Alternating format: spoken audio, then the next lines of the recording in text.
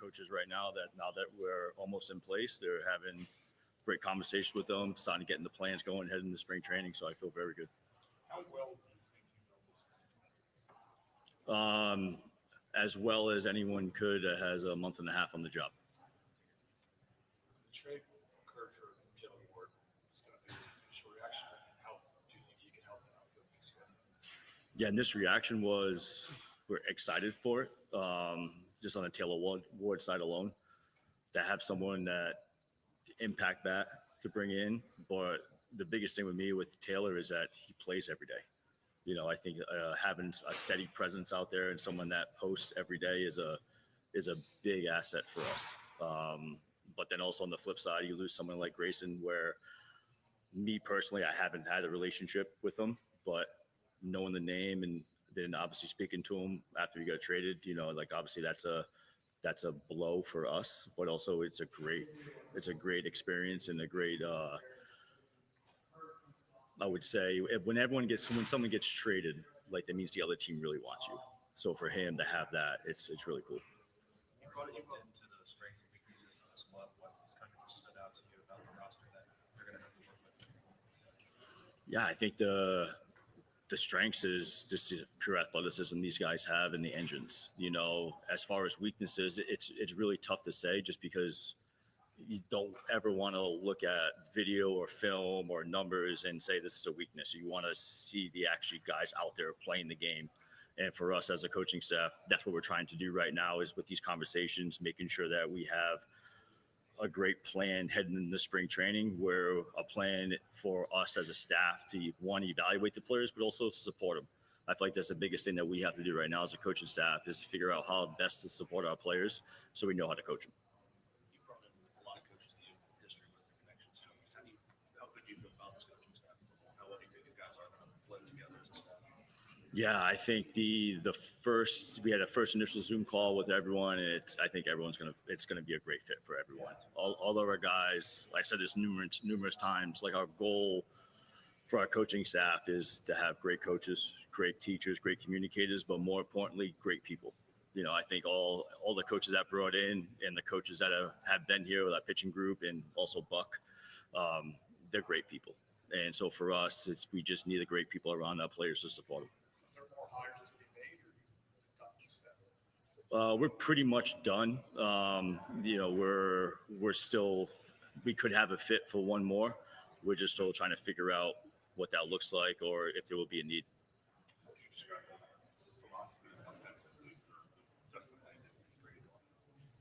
Yeah, our offensive philosophy is to touch home plate more than the other team before the 27th out happens. Like that's basically it. You know, our coaching staff, they're going to be, the reason why I say that, it's not tongue in cheek, but our coaches are going to cater to the individual. And I think that's where we lose sight of, you know, what makes players special. And we're going to be very individualized with how we attack each player and how we coach each player. Have you watched most of the games from last year? Yes. What have you learned from? Just watching the games. It's tough to, like, when you're not in the dugout, like you don't know what's being said, what's, you know, even before the game, what's being worked on, you know, and also baseball is an extremely hard game and it's very unpredictable. So you just take it for face value and you're pretty much seeing how the guys move, you know, how they swing, you know, how their body language, like all those little stuff. But as far as like to take a lot of context out of just watching video and like looking at the numbers, it's extremely difficult. So that's why for us as a staff, it's just a kind of a foundation for us as we move forward. There's obviously still plenty more moves to be made, but how do you envision Ryan Helsley fitting into your back end plans? Is he someone you see as a closer, or are you open to the kind of, you know, high leverage role, multiple innings, that kind of thing? Oh, for the regular season, and yeah, he's going to be our closer. Yeah, I think it's for someone like that, you know, it's tough to put guys like that into like different spots in the game in the regular season, because now those guys, they're going to pitch 200 innings, you know, so by having a guy in the ninth inning as your closer, it protects us and them from being overused. So for us, and the other bullpen pieces we have in place are more than capable of getting the ball to Ryan. just in general, how excited are you to have an experienced closer back there? And what's your confidence level in being able to bounce back from what was kind of a down second half? Extremely excited. Yeah, I mean, the initial thought is also like with Bautista, it sucks to have that injury, because he was that dude, and then to now have Ryan to step up and be that guy, it's awesome, and for him, just like a lot of our guys on that team, like development and learning is messy, like it's not linear as far as like success in this game. So for him to kind of, have not the year that he wanted and hit the free agent market, and then him choosing us because he had a bunch of different teams. And that says a lot about like our coaching staff and our front office and the organization that he wanted to be here. So we're excited to have him. And I think it's going to be a really good year for Ryan. When you look at the rosters and stands, is there anything you think it lacks or could use that could be added this winter? I love our players that we have now. That's my only focus is the guys that are in the Orioles uniform right now. And I love our group. What role do you have when Mike is talking with players, whatever? Does he involve you at a later stage with the player, say healthily, and have you take a pitch on what it might be like playing? Yeah, sometimes he'll ask me for my opinion and stuff, and also sometimes ask me to talk to a player, whatever that is. But it's never a pitch. You just want to talk to the player. You want to see, because that's the coolest thing about the free agent world with players is not many players get to reach free agency, right? It's such a special time for them. So when these guys have options, they're also interviewing you as an organization as well. So it's not a pitch. You just want to show them, talk to them about like what you bring to the table, what the organization brings, and the team. Last year, this team had the fewest sacrifices. Are you a guy who will do that more often? Are you an aggressive? Do you think you'll be an aggressive kind of manager with a running game? What are your thoughts? Sacrifice bunts or flies? Oh, no, bunts. Okay, I was gonna say that'll be great if you can just like hit a sacrifice fly, put the sign on. That'll be sick. If you could invent Yeah. something, That'll be right. Yeah. Maybe we should do that. I might implement that this year. I can help. No, I think it's going to be whatever the game dictates. I think if it's sacrifice bunt is the game is dictating, then yeah, we'll sacrifice bunt. And for us, we're not going to be running just to run on the bases. Everything's like 27 outs are extremely valuable. And how if you just want to give up an out, it has to be a very specific situation. And also when we're running, we want to make sure we're not just running into an out. Like everything, we have to do our prep work to make sure this is the right time that we can make it. And there's never a sure bet in this game, but we try to place pretty strong bets that we're going to succeed in that situation. What's your impression of the pitching coaches that you're working with? They're studs. They're elite. I mean, it's been refreshing and to come in because you don't really know like the staff when you come in, the people that are there, but with Frenchie and Mitch and Ryan, like those guys are as elite as they come. And the best part about all three of those guys is we have the same philosophies and views on this, where everything we do is for the boys. Everything we do is for the players to make sure that they're heard, that they're a strong voice in their development process, and they feel the same way. So much of your gig is going to be about building trust with these players, right? Having meaningful relationships. How do you go about doing that with 26, 30 new people in the span of a month and a half? Just be myself. Like that's the biggest thing. Like you always want to showcase who you are to everyone, and every player just wants to feel like that they feel valued, and that's something that I believe in, that every player should feel valued, even if they're a last man on the 40 man who might get a call up or not. Like that person is going to help us win, that player. So for me, it's just taking the time out and hearing everyone and just talking to them.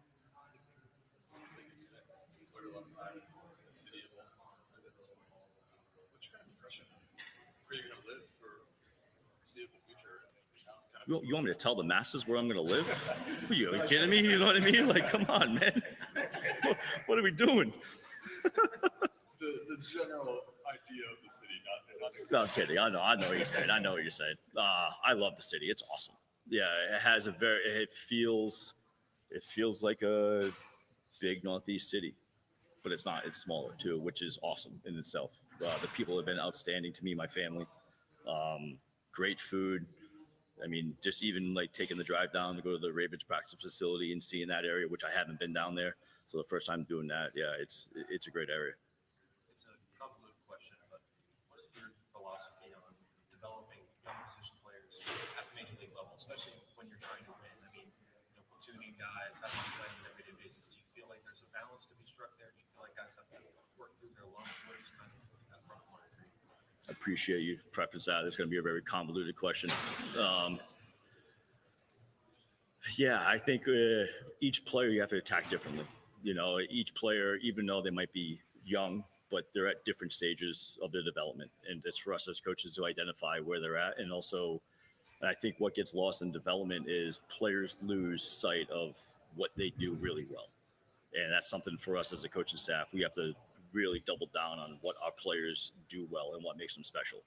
And once we find that out, and then we'll work on the areas of growth. But, every player is going to have a strong voice in their development path as they get better. I mean, anyone that I've been around that has played 10 years in the big leagues, like they don't do that just by showing up every day. Like they get better. Like there's no level above the big leagues.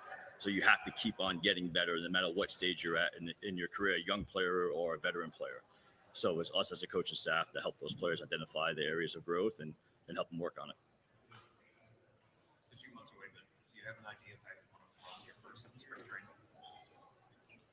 Yeah, I do. Again, you want me to just tell the secrets to the masses? You know what I mean? No, I'm kidding. No, it's gonna be it's gonna be fun. We're gonna work. We're gonna work. That's the biggest thing. I think when we get the spring training, you really have to focus on the little details. It's just when the season happens, it's difficult to keep up with that as far as do you have time constraints with how long, like where the field opens and with the ground crew and whatnot. But for us as spring training, we're to attack the small things, we're to attack the fundamentals, so we have that strong foundation and baseline heading into the season. One of the biggest issues with the team the last year and a half has been the underperformance at the rush. From what you have talked to people, talking and watching tape of him, do you feel confident that you see the Abby Rutschman that was the first couple of years as opposed to the one that saw last year? Yeah, absolutely. I mean, to even how he even ask that question is a testament to Adley, right? For a young player to come up and make impact that he did, and then now he has these expectations. Like that's a credit to Adley of how good of a player he is. And like I said, like a previous question before, like development's messy, right? Especially for a young catcher. Like to me, obviously I'm biased because I was a former catcher, but catcher's the hottest position in baseball. Like they make every decision on defense, and then they get their butts kicked, then they have to go hit, right? So for Adley, like in any young catcher, like you have to learn how to navigate the grind of the season. And Adley now has that baseline now. So now it's us as a coaching staff with him to figure out what's the areas that he needs to really focus in on, whether that be like in the weight room prep or if it's like how he even structures his day. Like a lot of it is not actually like the skills. It's like a lot of it has to do behind the scenes of like the lead up to the game and where he's putting his energy and direction. You mentioned our expectations. How much do you think about not just Adley, but the side as well? They have you a former catcher and then a lot of former catcher on the staff. Just how helpful will it be to have those resources as they go to them? Yeah, it's going to be. I'm excited for it. I think when you have a manager as a former catcher, and obviously you talk to anyone on any team, but like the manager-catcher relationship is different, than any other player just because they're in every decision they make on the field or on defense. But then support with, now you have Joe Singley as teaching the technical aspect, and you also have Hank Conger on staff as well. Like our catchers are going to be very supported. And for us as a coaching staff, we have to be cognizant of not overwhelming them, right? Because now you have like 3 catching minds on staff. You don't want to overwhelm them. So you have to learn the give and take of that, and also the support of the pitching group with Ryan and Drew and Mitch. Like they have a lot of support. So now it's us to figure out what they need to go out the game and compete. You mentioned expectations with that and how he started his career, how even asking a question like that speaks to. Mhm. Has that come up with the players and kind of their path at this point? Conversation with them, how they came up, how their careers have gone in terms of just what is expected of them and what they expect of themselves? No, it hasn't. But they've talked through of what they need to do to get better and win games. A lot of it has been just attacking little things each day. That gets lost, especially with young players, but all baseball players. You kind of lose sight of what makes team baseball like a team functioning aspect of the game. So for us, it's just getting back to that point, and that's why our spring training is going to be like that, with a highly focus on fundamentals and the little things. But as we move through the season, that's a diverse team. In my opinion is we can go toe to toe and slug with teams, but also we have to do the little things to win those close games as well. And those guys have identified that, and so that's something that we're gonna be striving for in spring training. Is that surprising to hear them kind of have that observation themselves? It was surprising, not the observations. It was surprising to me how each player said the same thing. When it wasn't like a mass call. It's like all these individual calls, and each individual was saying the same thing. So it was really cool for me because, one, the self-reflection, the self-awareness was off the charts, right? And no jaded views of the season for either for them or the team. But it just speaks to the character of these guys and the culture that's built here, is that these guys are all saying the same thing, and it's nothing personal about personal aspirations. It's all about the team. We've seen a lot of different types of managerial hires in this cycle, different levels of experience. I'm curious in today's game, what you consider the most important part of that role in that shape. It's people. At the end of the day, as you're a manager, you're a manager of people, and that's something that's never going to change in this game. Is that people still play. Front office members don't play, coaches don't play, the players play, and for a big league manager, for anyone, even a coach, you have to be a connector of people. And it doesn't matter where you come from, if you're a college coach like Tony, or if you're Blake Quatraro who's 33. All those guys get the job for a reason, because they're great communicators and great connectors of people.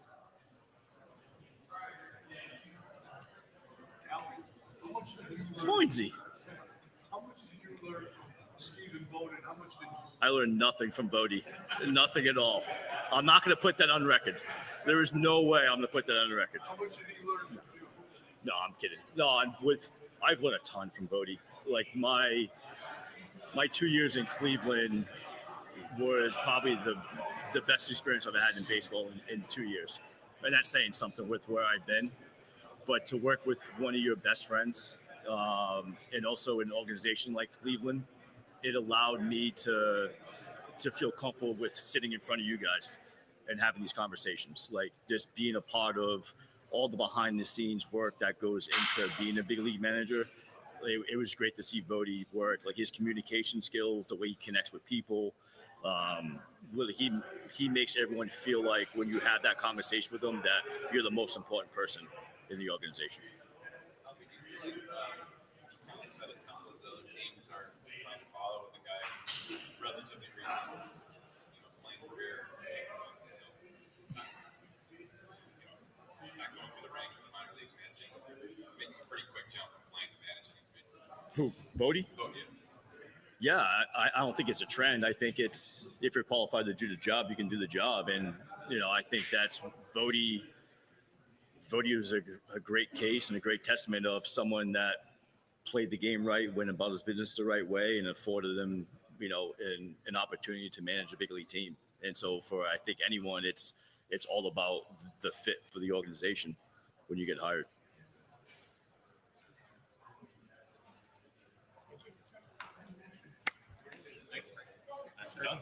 Nice job, guys. Appreciate you.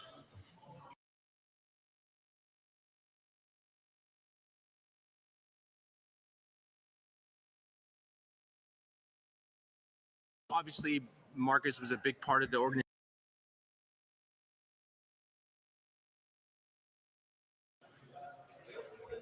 What did you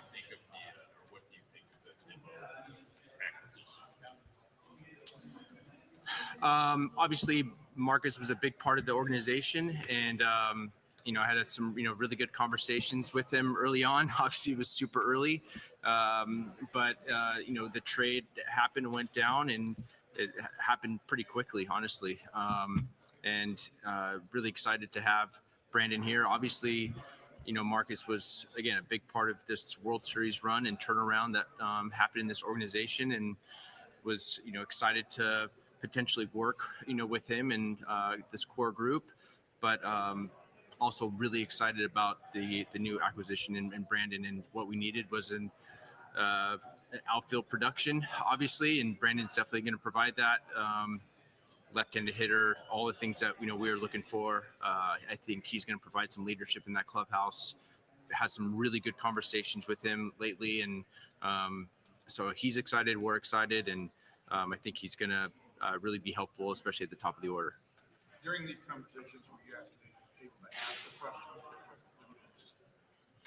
With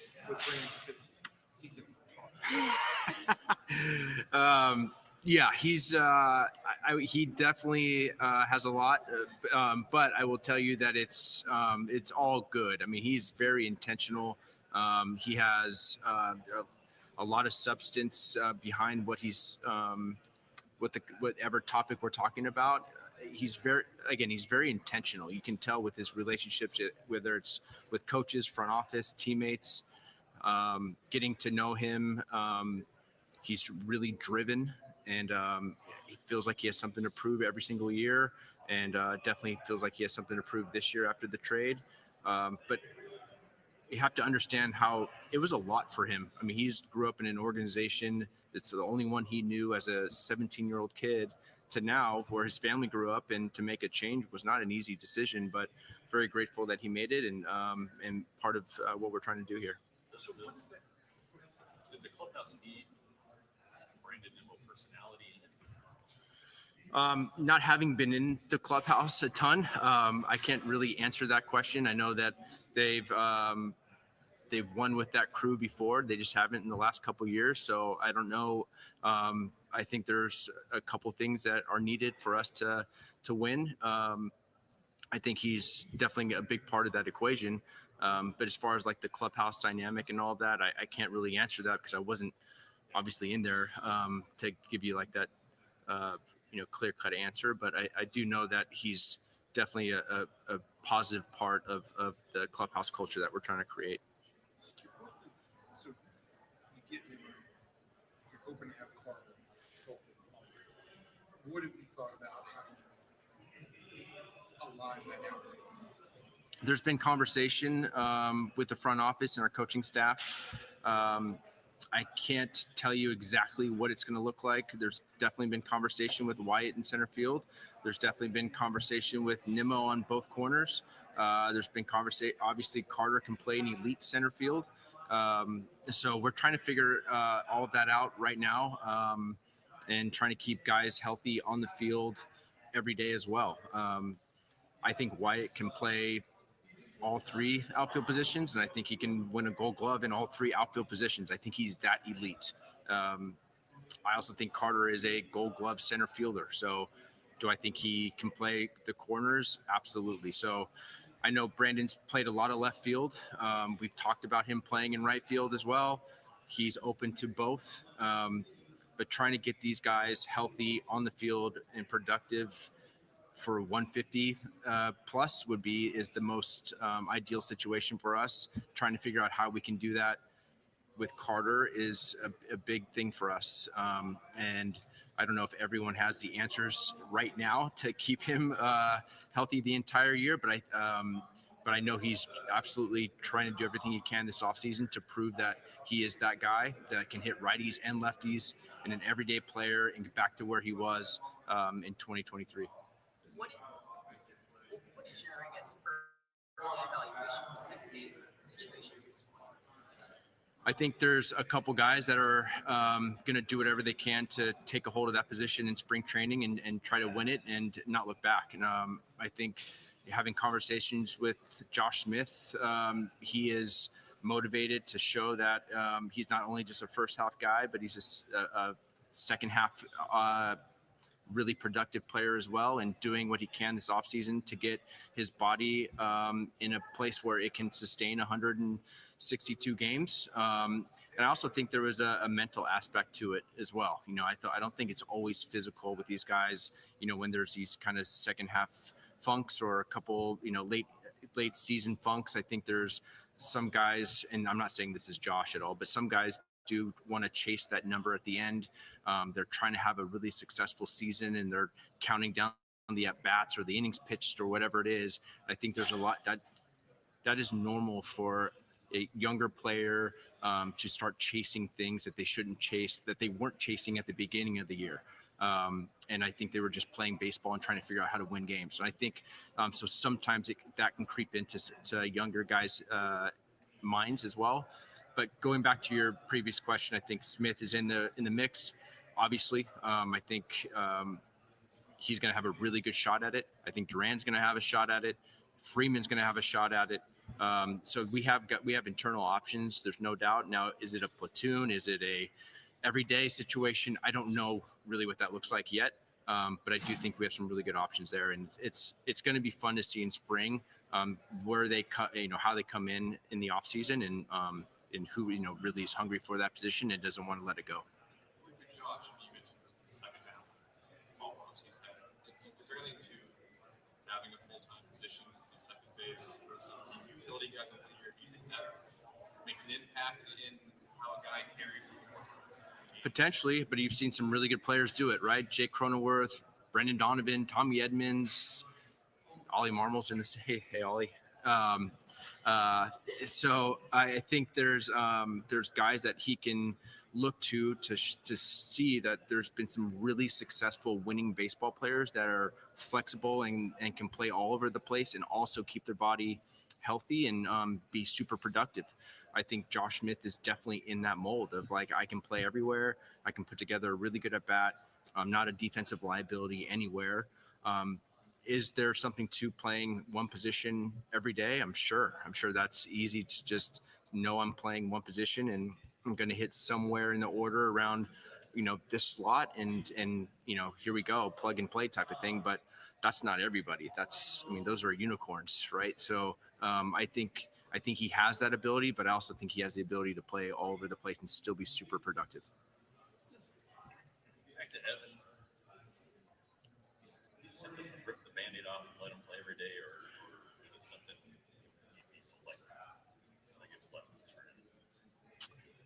him? In my opinion, in this league, you earn your stripes. So I think you have to give them opportunity to earn your stripes. And so I think there's elite lefties, ace type of lefties in the league that are challenging for lefties and righties. And then there's some lefties that we feel really comfortable about, letting them hit against, whether it's a starter or maybe a middle reliever. But I don't think it's, I think you earn your at-bats in this league. Nothing's given. And I think he understands that. And I think he's out there to prove that he can play against lefties. But again, you have to give him a little bit of an opportunity to do that, to produce. And I think, Brandon is a very good example. Like, he has been really good against lefties the last few years because he's worked on it and he's had runway and he's hit them at a high clip on base and slug, everything else. So I think that's where Evan wants to become or wants to get to and become. But at the end of the day, it's going to be up to him if he can do it or not. Gambling has become such a big topic in the league for obvious reasons. As a manager, do you feel like you play any role in making sure nothing like that takes your clubhouse?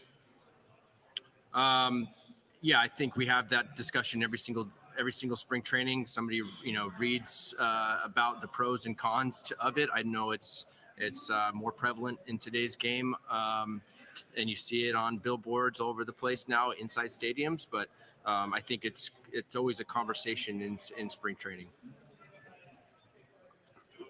Like, what's your theory on center field in terms of, is it a harder position to play on the body? You're trying to keep somebody easy to track, fly off. What's your theory about what you want at that position and what challenges? I think nowadays you see the profile has changed a little bit. It used to be kind of the fast little guy that's patrolling the outfield. Now you look up and you're seeing some big old boys out there roaming center field, right? In our division, just for example, there's a guy in center field in Seattle that's a pretty big boy that can cover some ground. I think Wyatt can be that guy. It's typically one of your best athletes. It's a leadership position, and I think I've always thought that left field was actually the toughest ball to read off the bat. I played all three, but I also wasn't elite at any of those three, so I can't give you like this tough, hard take on what everyone else thinks. But talking to people around the league, the way the ball spins and dives and everything, left field is really challenging. Does the guy have speed? Does he have leadership position qualities? And I think that is kind of what I'm really looking for. And I think if you give either Evan or Wyatt or whoever takes that position over, the everyday kind of role, I think they'll really grow into it. And I think you'll see, Gold Glove votes with either one of those guys. What conversation with Josh Young, kind of where he stands after two rough years following his All-Star season? What's kind of his outlook heading into next season? I want him to come in hungry, and I want him to try to win a position. I mean, that is literally the goal of the majority of our guys.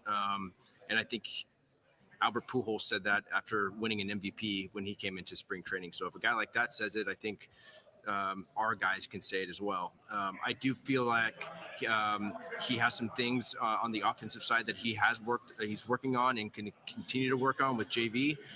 They're working on it at Globe Life right now. They've been he's been kind of all around working with our hitting coaches and trying to figure out how to get back to that 2023 version again. He's a big physical kid that should be hitting for some slug. And I think the message really is that I want him to be feared once again. I want him to be in the box. He's a third baseman on a team that is positioned to go to the playoffs and make a run at this thing. And he should be feared whenever he gets in the box. And how can you create that mindset from the opposing dugout once again? So I think he's working on those types of things. I don't want him to be something that he's not. I want him to be the version that he was in 2023 and not try to, tinker too much and try to be this player that he just isn't.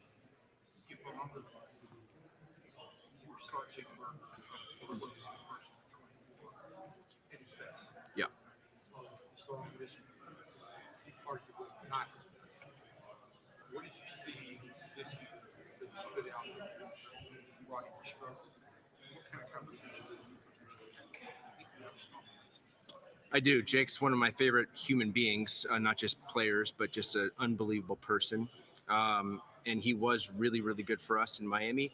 I think he wanted to get off on such a strong, fast start to justify the trade that I think it worked against him. And then he's fighting and trying to get 4 hits every single game and becoming somebody that he wasn't. And which I think he was trying to play catch up the majority of the year. And then he got hurt, came back maybe a little bit too early. And then, here you go on a kind of rougher year for his standards. We have a lot of guys that are motivated this offseason because of what happened last year.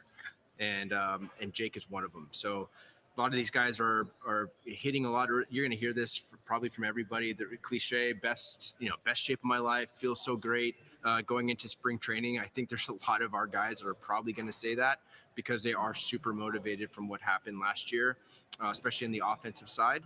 And Jake will tell you that he's not happy what happened last year. And he had, a wrist surgery. He had oblique issues. I mean, he had some hamstring or quad, something that happened as well. So he had a rough, he's a tough kid. Tried to play through a lot of this thing to try to play catch up. And I think it caught up to him for the majority of the year, but I'm looking for a big year out of Jake. anything that he said in your conversations I'm assuming you guys have talked since the end of the season. Yeah. Is there anything that's Well, yeah, like I just said, he's already hitting. He's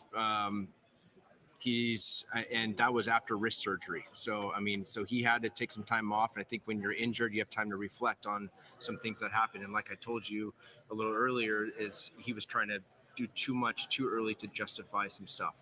And I think he can just go out and be himself and just play baseball. I think he's going to be just fine because he's a smart kid, hard worker. He's a guy that you don't have to worry about and babysit at all.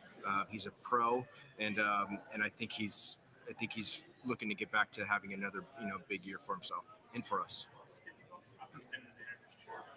What do you consider the most important part of that job, and maybe how has that answer shaped or changed from your experience? It always comes back to relationships. That's what this job is building the relationships and getting the buy-in and the trust from your player and your coaching staff. Not just because he's sitting right here, but I learned from some really good guys I got to sit next to before taking the job with Ollie and Andy Green, and realizing that the relationships are the most important part of this thing, and trying to get the best version of the player every single day. That is the job. The X's and O's are the X's and O's. We're going to mess up quite a bit, unfortunately. And then also good players, they cover your mistakes when you have good players. When you make the mistake and then Corey Seager hits a 3-run home run, thank God I messed up on that bullpen move, but he covered me. Stuff like that is going to happen. But if you can lose the clubhouse quickly, and they don't want to hear any BS. They want to know the truth. And I think if you sugarcoat anything, you're done. So as in this seat, it gets hot sometimes. But I think the last thing that they want is anything sugarcoated. They're big leaguers for a reason, and they want to know the truth. And so you have to give it to them. But I also think you can be I'm an intense personality in general, but I think you have to be positive as much as you can throughout the season. And because they're going to get hit on a lot of negative the whole year. And so as intense as I can be, also as positive as I can be, I think is always the goal. This is the last one. Just off you said you wanted to make the lineup less predictable. Looking at what you have right now, what gives you the confidence to say that you can achieve that heading into the season? Yeah, I just think there's different ways that the game will tell you to win the game that day. And so if you are predictable where it's just home run and slug or nothing, you're in trouble. You're going to have these peaks and valleys. The last thing that we want to have here are these peaks and valleys. We want to have guys that can play the small game. We want guys that can slug, and I think we're achieving that with some of the offseason moves that we're doing, and trying to continue to build like a complete offensive roster and not just a one type of way to win type of roster. And I think the coaching staff is bought in on that as well. The new guys that we've brought in believe in that, and I think that's a big deal. But if you get the buy-in from your leaders on that roster, I think that's when it goes a long way. And so far, we've trying to acquire the best guys that can achieve that for the 2026 season. Okay, thank you. Well, to start with, September was really impressive. I mean, it was fun to watch. Anytime you get that infusion of energy from a young player, especially somebody like Carter that's from there and, is a big hometown hero, so to speak, that was great. But Carter, he's a baseball rat, and I think he can help us in a lot of ways. He's improved a lot behind the plate over the last few years with Bosky and Hoove. Obviously, that'll continue with Hoove. I think he's a sponge when it comes to the game calling, all those kinds of things, the processes we have in place with Brian and those guys. That's going to be great for him to continue to learn, and from Salvi, because when he first came up, he wasn't catching much. So he was around Maley and Salvi and understanding what they did day to day. But I mean, we have high hopes for him, obviously, to be a big part of what we do, whether that's behind the plate or offensively. And as far as playing time, I think in a perfect world, Salvi probably, I don't know an exact number, but we need to utilize his bat as much as his catching. So hopefully to be able to keep him fresh, Carter can handle a decent workload.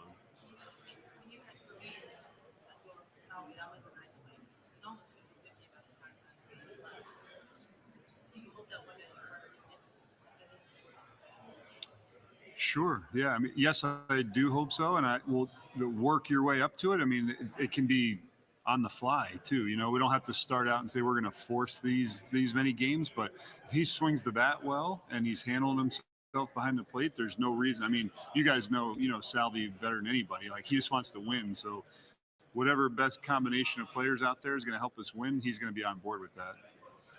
Do you foresee a bounce back campaign for Jonathan India preseason? Yeah, for sure. Yeah, I mean, Johnson's a proven major league player that's, had a down year offensively for him. But I don't see any reason to think, with his bumps and bruises healed up and being in a second year in the city and understanding the organization, I think we really think it's going to be a bounce back year. How do you do at second base with Albernaz? Maybe more of a platoon in that situation? Hopefully it's not a platoon. Hopefully there's at bats for both of them. I mean, you know how we like to use the whole roster, so it doesn't have to be one guy can only play second. I mean, we have a DH spot. We can righty lefties. Massey can obviously play in the outfield as well. So, I mean, they have to earn their at bats, but I don't look at it as a strict platoon at second base.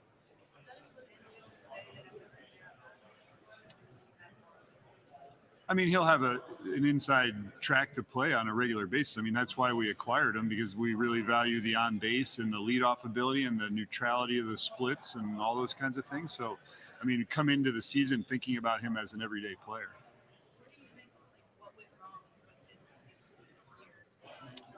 I mean, I think we have to shoulder a lot of that blame. I mean, early in the year, we tried to play him in left. We tried to play him at third, things he had never done before, transitioning to a new organization, just the general comfort of being out of his routines, and then asking him to do it at a new position. And then, I think the new ballpark, all those things, you talk to him, he wasn't happy with the quality of his at-bats. He knew he was popping too many balls up. It wasn't that he was trying to hit homers. He just couldn't get out of that swing funk. But I think more than anything, I would attribute a lot of that to the fact that he was trying to learn two new positions in spring training and went into a first year with a new organization out of his comfort zone. What's the latest? Is he scheduled to be back throwing again? Yeah, he's throwing now. Yeah, I think his first bullpen scheduled for early January, but he's throwing and everything's been great. Matt, and then you've introduced some new voices into your hitting program. Yeah.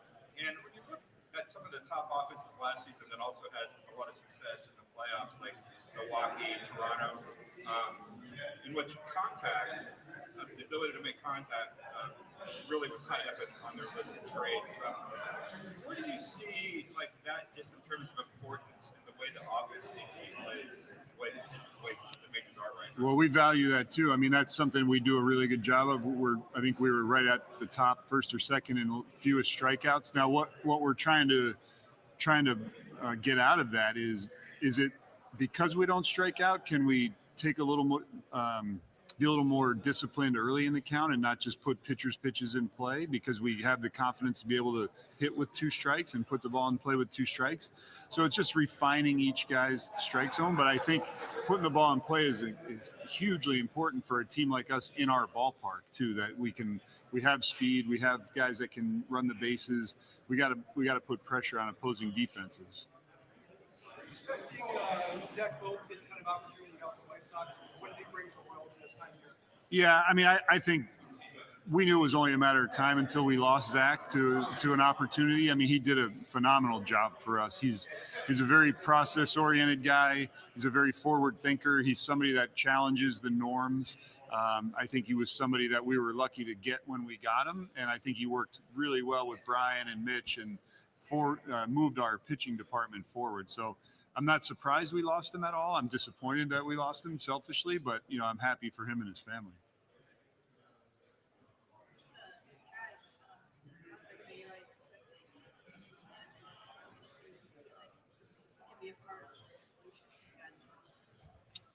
Well, we know his upside, right? We know the power, the batted ball profiles, all those kinds of things. I think he learned a lot from what he went through last year. I mean, there were things that we all wish were better, himself included, but I think there were also some positives. I always rewind to that very first series and he gets a couple hard hit balls that are robbed from him. You just don't know how much with a young player, a couple of those hits fall in and things go differently. And it went the other way. But then when he'd go back to AAA, on his rehab assignment, we saw improvement in the quality of his at bat, and then he carried that over when he first came back up from that. So we've seen some of the bright spots that we're hopeful for, because obviously we know the power's there, we know the hard hit. So we think we're looking for a bounce back from him as well.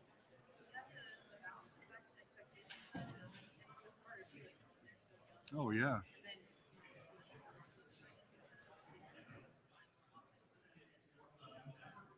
Yeah, I mean, we think we have a team that can win currently, and to do that, we saw the benefits of putting the Yazes and Grichiks and Fraziers in the mix there. To, it's not because the other guys can't do it. It's because there's going to be days where it might be better to have a day off, or it might be better to get a better matchup against somebody, and you got to produce. So you have to give yourself the cushion or the protection against ups and downs of young players.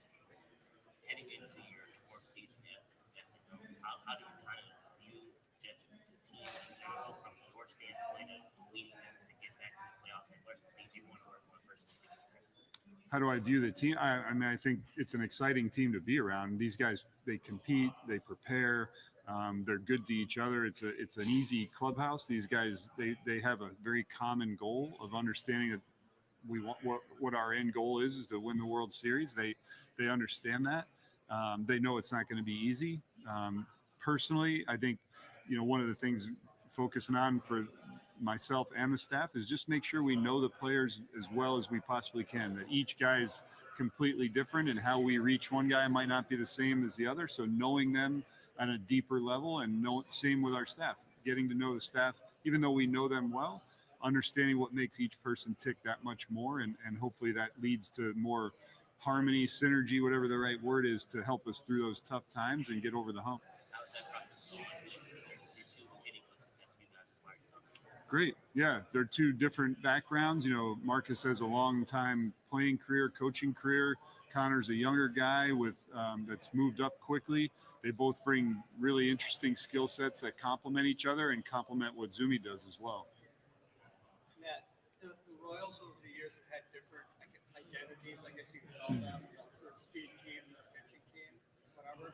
What do you think the identity of this team is? Both of those things: pitching, defense, speed, contact, play hard, force the issue, situationally hit. So, I think we want that to be our identity. Now, it's not all 13 position players have the same skill set. So we're not looking for the speed and base running out of Salvi and Vinny like we are out of Mike Kell, but the contact, the competitiveness, the relentlessness are things that we're looking for. Yeah, do you think teams ideally would have a balance of like speed, power, et cetera? Sure. Or, compared to, it used to be easier just to have an identity, like to be a speed team. I don't know. I don't know how far back you want to go, but I mean, the first thing that comes to mind is, you had the Royals with Willie Wilson and those guys, but you also had guys like Steve Balboni that could hit homers and do different things. So I don't think you ever had just one type of player top to bottom. So yeah, you want a diverse way to beat other teams.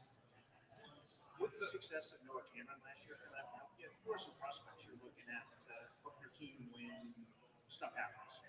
Yeah, I mean, it's exciting. We have, hopefully we have a healthy year from Luinder Avila, Steven Zobak, Ben Caderna, like those guys on the pitching side. Two of those were added to the 40-man this year. Luinder, made his debut last year, pitched out of the bullpen as well.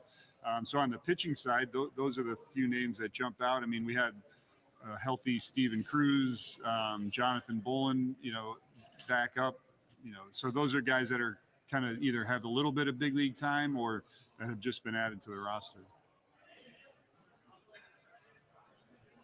Yes, I do. Yeah. I mean, that's the kind of guy that you need for some depth, and depending on what happens throughout the rest of the offseason and the spring. I mean, he's obviously shown the ability to get righties and lefties out.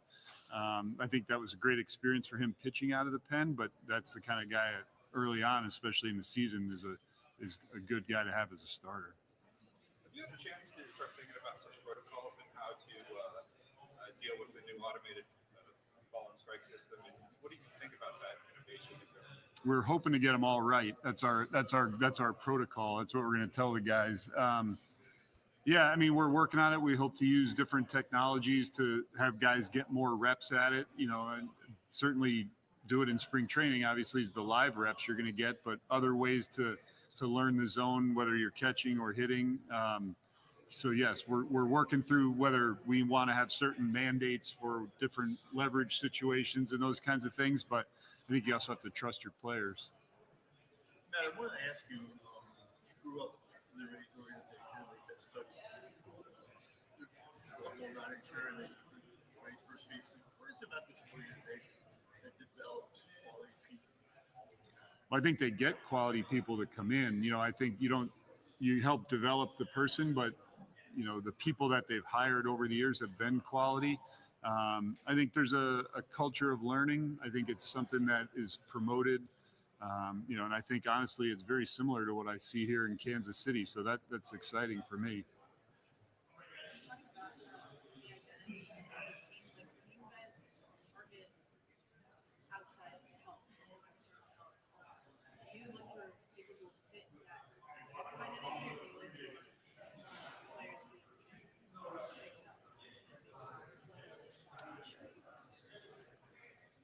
Both.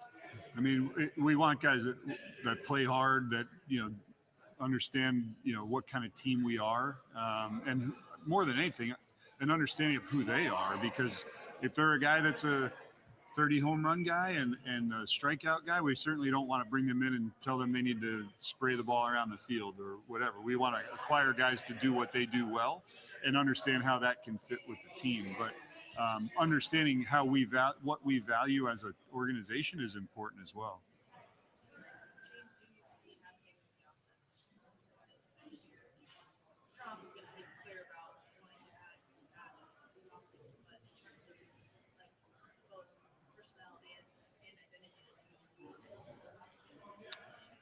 I mean, I don't know how the rest of the offseason, as far as player acquisition goes, that kind of thing, I can't really say as I sit here, but I think more the things that we can control, are the processes that we have in place. Obviously, we're talking about, we have 2 new assistant hitting coaches. I think their skill sets will help us evolve in our processes and make sure that our meetings are dynamic and that the information comes to life and we know how to, like I mentioned, reach each player on an individual level. That's what I think we'll see the most change from what we were doing prior. And I think understanding that these guys need to know that they all understand this, that we're going to be that competitive, relentless, selfless team that really gets after it. You mentioned Salvi, we all know loves to play every day, but to see him go to Venezuela and play this whole season, just what does that say about his willingness to just be out there around the game and his advantage? Yeah, I mean, I think that's what makes him who he is. He loves the game, and the passion for winter ball in Venezuela is remarkable. So now this is his first year being with Caracas, and I know that's a very big team there. I work there, so I understand the dynamic there. And for a guy like Salvi to go play for a team like Caracas is as big as it gets in Venezuela. So I think that's really special, and I'm happy that he's doing it.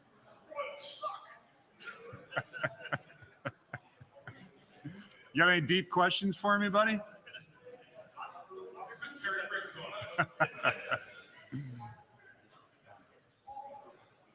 When did this rivalry between the Reds and the Royals start?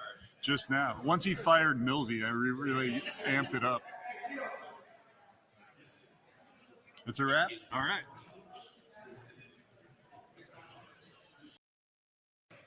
So personally, things have slowed down some. This time last year was very much a whirlwind, and the proverbial drinking from a fire hose was certainly happening with, a little over a year ago this time, we were trying to fill out a whole new staff and getting to know a lot of new people. And while I thought I had a pretty good understanding of what things were going to be like, you don't know until you go through it. So getting through a full year, getting to the off season now, coming back and us preparing for 26, certainly feeling it in a different place and very excited for how things finished with our group last year. I think that's probably, we didn't we didn't accomplish last year. You know what we were hoping to. You get into a season, you want to have a chance to go into the postseason, and we came up short. But I think we all, we took some solace in that we finished our season very strong. We were playing meaningful baseball deep into September, and our ultimate goal, as we talked about early last year, was the development of the players that we had. And so there were a lot of opportunity provided for young players on our roster, and a high number of those we felt like real steps forward to cement themselves as we think major league contributors for us that are going to help, continuing to build a foundation here that leads to consistent success. What message did you give when the season was over for them to go into the offseason, getting ready for a new season, knowing what it takes to be in the hunt and playing that meaningful games in September? We were in Philadelphia. I think it was like game 159 when we officially were done, right? So we get home the next day, and I told them, I was disappointed because I know there's nothing better in this sport than having the opportunity to pop champagne and to celebrate, a postseason appearance and having the chance to go for a World Series title. So that part, I was letting them know, like, my disappointment for them, that we weren't going to have a chance to do that in 25. But that didn't at all dim the level of optimism I had for what our future looks like, as well as us, taking a step back, which is hard during a season when you get so caught up in the day-to-day. We felt like we did a lot of great things organizationally, moving ourselves forward. So that this year coming up was no guarantee that we were going to be better than we were in 25. There's no guarantee we're going to win X amount of more games that gets us in the postseason. There has to be the same or more sense of urgency with how, this isn't starting in spring training. This was starting with guys, and our players and staff in the offseason, and the preparations from a physicality standpoint and from a skill development standpoint that, it needs to happen. So our group has embraced that. And one thing I know, watching them for, a whole year, we saw how tough and relentless they were, and they hurt, to finish and not get in. So they love each other and are, I think, very much, number one, excited about it, but I think they'll be ready to meet the challenge of what's ahead of us when we start in 26.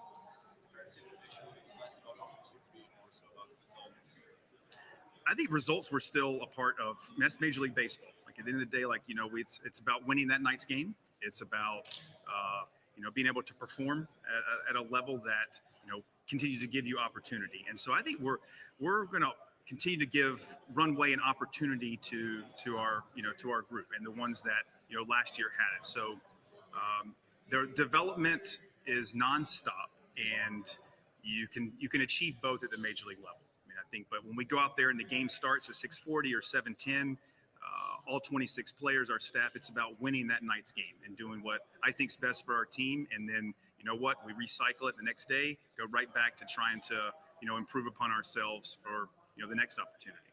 Record starts fresh. There'll be different, variables for other teams will not. How close do you guys think you are as a team to actually make the playoffs in 2026? We feel like we're going to go into 2026 with a real shot to play postseason baseball, and that's going to be our goal. I mean, you get in there and there's a long-term goal at the end of the year. We'd love to be here, and it's more for me about we can't get too far ahead of ourselves. We're going to have a long time between now and then. We have a 6-week spring training. We have 7 months of a season, and it's about us handling the low points of a season, which are going to come. Like, you're going to go through some ruts. Us, again, being able to handle adversity very well, get off the mat. So those are things that, while it's, we're going to be thinking about that. But I'm not going to focus and can't let our group focus too much on looking too far down the road. We need to be very good about what's right in front of us, and that's that day getting better and trying to win a game. Just talk about how much different it is from training now in your second year. It's more knowing the people rather than having to know all that stuff. It certainly will be nice having more familiarity with, we got a new complex that's being built. We're all excited about. So that's going to be a really big improvement for us, and we're excited about. But then you just walk around the fields, and it's one thing to know someone, their name, and maybe watch them on the other side of the field or know a stat sheet, but to spend a year or spend months with a person, that's when real bonds start to form. So we hope that we can just somewhat pick up where we left off last year, and the players will come in with an expectation and understanding of how we and what's important to us. How are we going to run our drills? How are we going to run camp? And so there'll be less of those unknowns. and we can firmly make the focus on areas at which our team and individuals need to get better for us to to accomplish what we'd like to.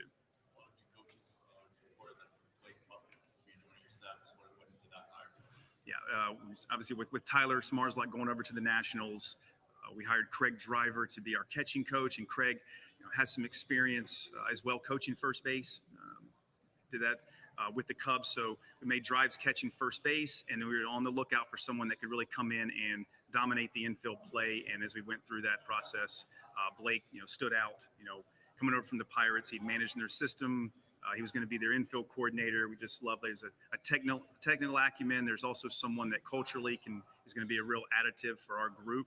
I feel like Blake will come right in and build strong relationships with guys and team up with Hector Crespo, and those guys will continue to push our infield program forward.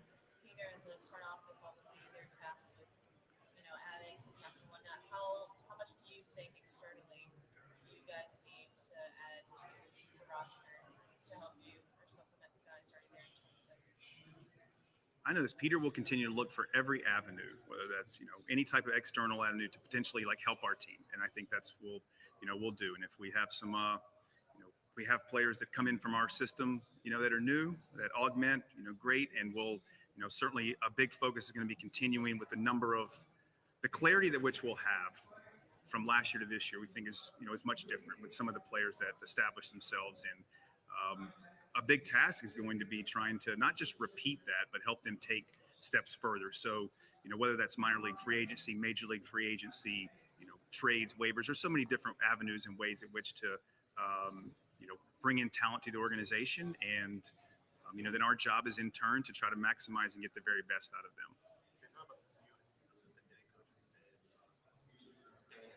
Yeah, so we got Chris Hess coming over from the Boston Red Sox organization, Corbin Davis with Minnesota. I think as we're going through that process with them, and they stood out for their own qualities. You guys will love Corbin's full of energy. He's a tireless worker. He spent time on the major league staff with the Twins last year. Has a real solid background in game planning. And then Chris coming over from the Red Sox had spent a couple years ago in AA with a lot of their high-end prospects and had a successful time with them. Was going to be in AAA this year. So with the amount of work that goes into a day now at the major league level, giving Petey an extra hand there, having 3 hitting coaches we felt like was going to be very important to do.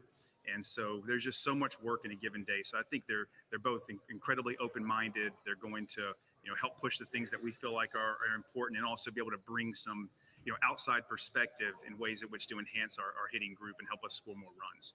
There's some areas that you guys as coaches have to help the team improve, maybe clean up, whether it's strikeout or walk or defense. I think on the pitching side, we saw a big turnaround for me last year was as we got probably into the middle part of May, our walk rate dramatically dropped. And I think early on in the season, it's not sustainable to have a 12% walk rate in the major leagues as a pitching staff. And we have arm talent. We had guys that really had great stuff, but we needed to get it in the box more. And when we cut our walk rate down to 6-7% and our defense cleaned up, I think in turn we played probably as good a brand of baseball for a few months as we could have. And I think that's going to continue to be the recipe, is filling up the strike zone with, high quality stuff. And when you get the chance to put people away, being able to go get a punch out. Offensively, we'll continue to hammer home the plate discipline, decision-making, because that's a big part of where things start. We're facing high quality stuff every single night. You have to be able to control the strike zone. And we have a lot of players that have a real ability to make contact. And so now it's just trying to optimize that contact a little bit more, get some more out of that contact, while also hopefully a year after getting a lot of major league at bats, taking some of those throwaway at bats and just tightening things up a little bit. We can, create more run scoring opportunities and use our athleticism on the bases. For me, is where, we can continue to make strides on the offensive end. Were you expecting to see him get cleaned up from these guys with the White Sox, and what kind of impact did they have on Marlins for this time? Not surprised Show was someone that other teams were going to come after. I mean, he's a very talented hitting coach. He has a great way of building relationships with players. He understands data. He understands, the new school, old school. So very happy for Show to get back home to Chicago. We knew that was going to be a big loss, but that's what happens when you have, quality coaches and employees that people were gonna come, and we felt like we were able to go out and find two that are going to come in and pick up right where our group needs to be. How much work do we in Chicago have censoring his quotes to be able to fit print? He'll be all right. He'll get it. He does. He's colorful. He's got a great personality. You'll really enjoy his show. And Augustine in the Army or in the academy, what did you see from him? Yeah, Expectation for him for next year? I mean, our expectation for Gus is that he comes in and Gus is going to be a catcher. We still believe in that. Saw Gus for a couple days down in the Dominican. He was working hard, and it wasn't just the work that he was doing. I think speaking with Gus and talking to him, how he was able to reflect on that season. It's hard to get a breath during the season, and so I think Gus had a chance to self-reflect some on the year, take a breath, and one thing he mentioned to me was that physically he felt okay, but just mentally, it's quite the grind. And I asked him to hit in the top of the lineup almost every day, having to go back there and catch, probably play more than he ever has. So Gus was saying all the right things. He is embracing and taking on this off season, I think differently than he did going into last season, which is all fair. He has a different perspective on what's ahead and what's expected. So Gus knows the narrative. I mean, Gus is smart. He knows what's said, and he's not backing away from that. And we're right there behind him because we believe in the person, number one, and believe in the ability that Gus has a real shot to catch in the big leagues. Who's a prospect you're most looking forward to seeing in spring and why? That's the exciting part too, is we have a lot of very talented players in our system coming up. I mean, much has been written about Joe Mack, and we should be. I mean, it's a young catcher at a premium position that I feel like eventually can impact on both sides of the ball. I think the year that Josh White had last year in AAA from a performance standpoint was spectacular. So excited to get to see Josh more this year, and then certainly Robbie Snelling, Thomas White, with the type of seasons they have, their youth, the ceiling they have. Pitching is always going to be what drives this thing. So excited to see them, as well as then Kemp Alderman's another one, our minor league player of the year. Kemp had a really big year. Our group in PD loves him, the tenacity, the toughness, the edge that he brings, which is something that I value as well. So excited to see Kemp get a chance to, come to camp and, get comfortable around our group. A year ago, you accurately predicted Cabrera as your breakout candidate. Who is it for 26? I know you touched upon it on the radio. I did. I touched on it. I'm gonna go today, right now. I mentioned Otto, but more breakout for me is Ryan Weathers. And I think this is Ryan for me. It's the talent, right? Ryan, unfortunately, last year just wasn't able to. He just had an interrupted season with some injuries. He's had the last couple of years, but this guy is top shelf stuff from the left side.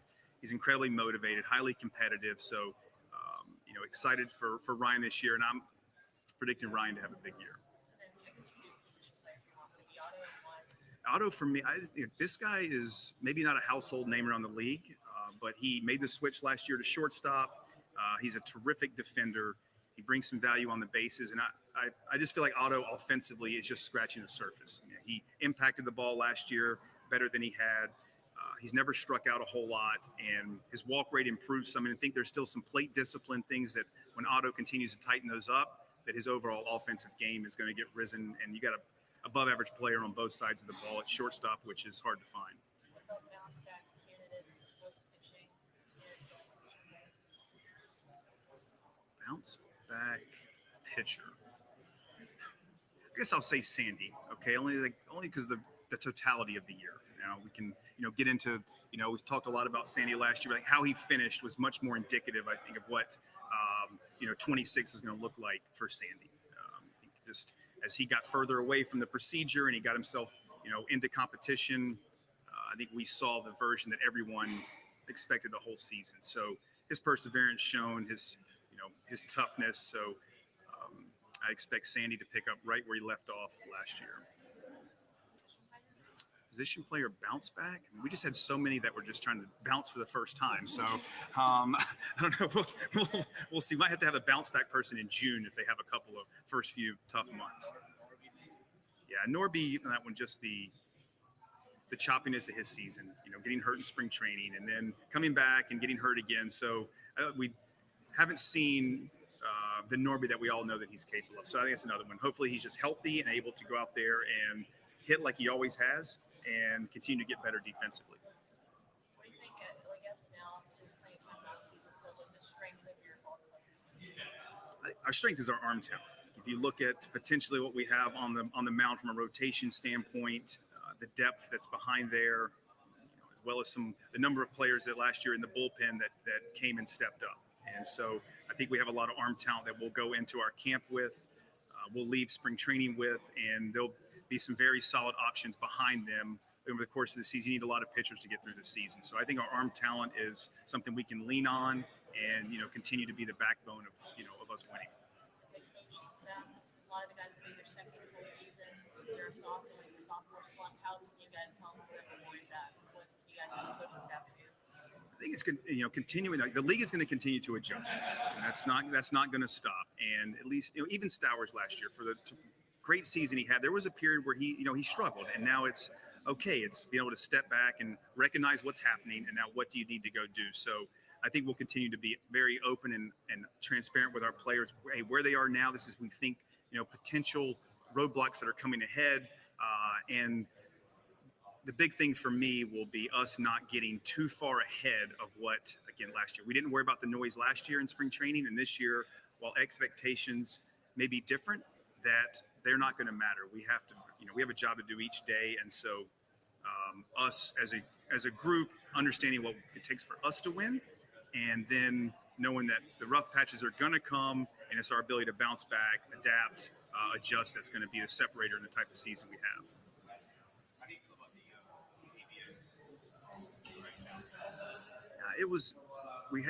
In spring training last year, they rolled it out a little bit, and from a pace of gameplay, it was great. I think it brought a different level of engagement at different points of the game, giving the players an opportunity to have some say at impactful moments in the game. I think I'm excited to see how it plays out, and also say that the umpires who are back there, it's a very difficult thing. 300 pitches a night with the type of stuff they're seeing, they do an exceptional job, and now this. Major League Baseball has done a good job recently of, enacting some things that have enhanced our fan experience, and this is another one I think has a chance to go over well. Have you guys talked strategy?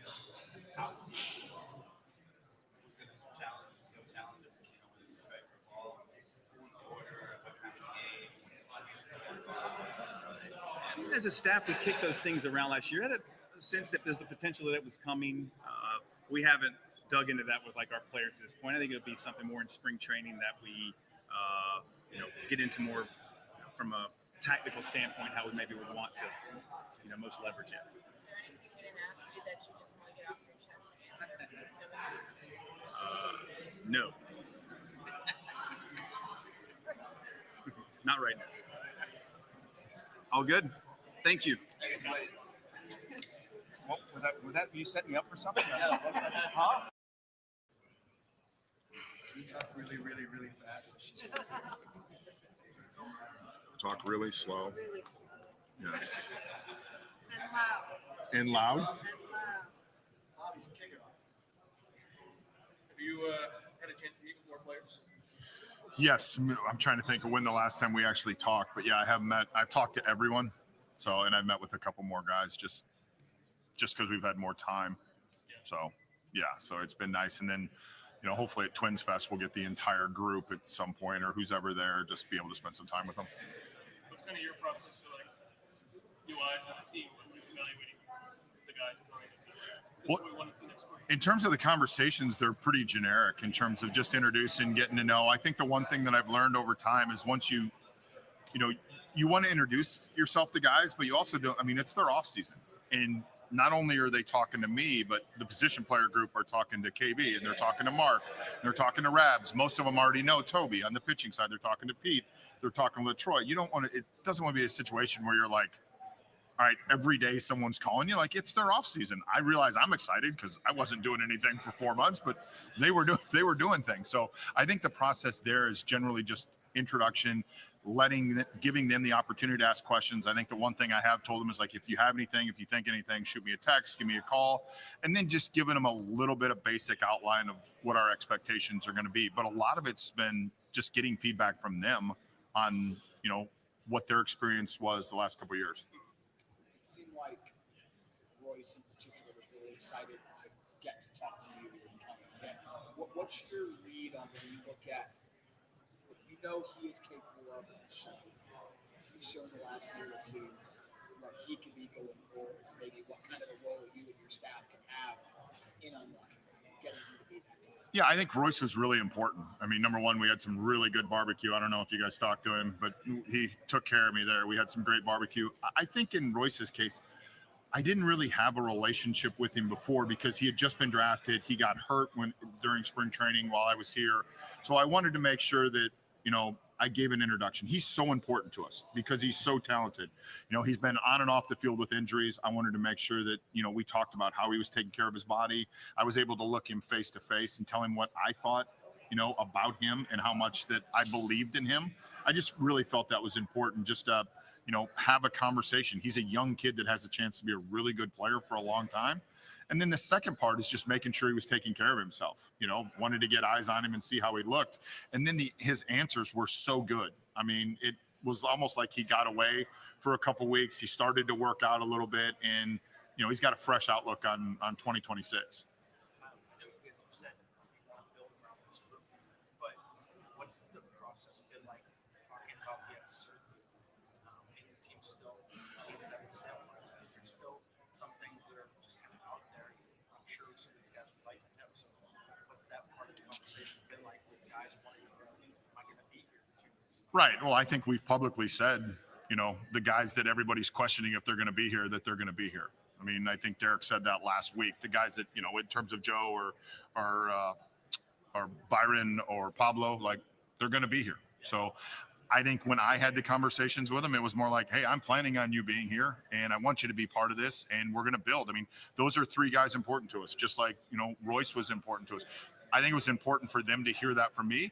And then the second part of that, Dan, I think in the offseason, there's always uncertainty because the fact that, we have to rebuild an entire bullpen. There's guys we have to add to. So I don't think it's unique to this, and I don't think it's unique to the Minnesota Twins, and I also don't think it's unique to, me, because we've been in situations, every manager's in a situation where, like, you're going to add 4 or 5 guys to your team.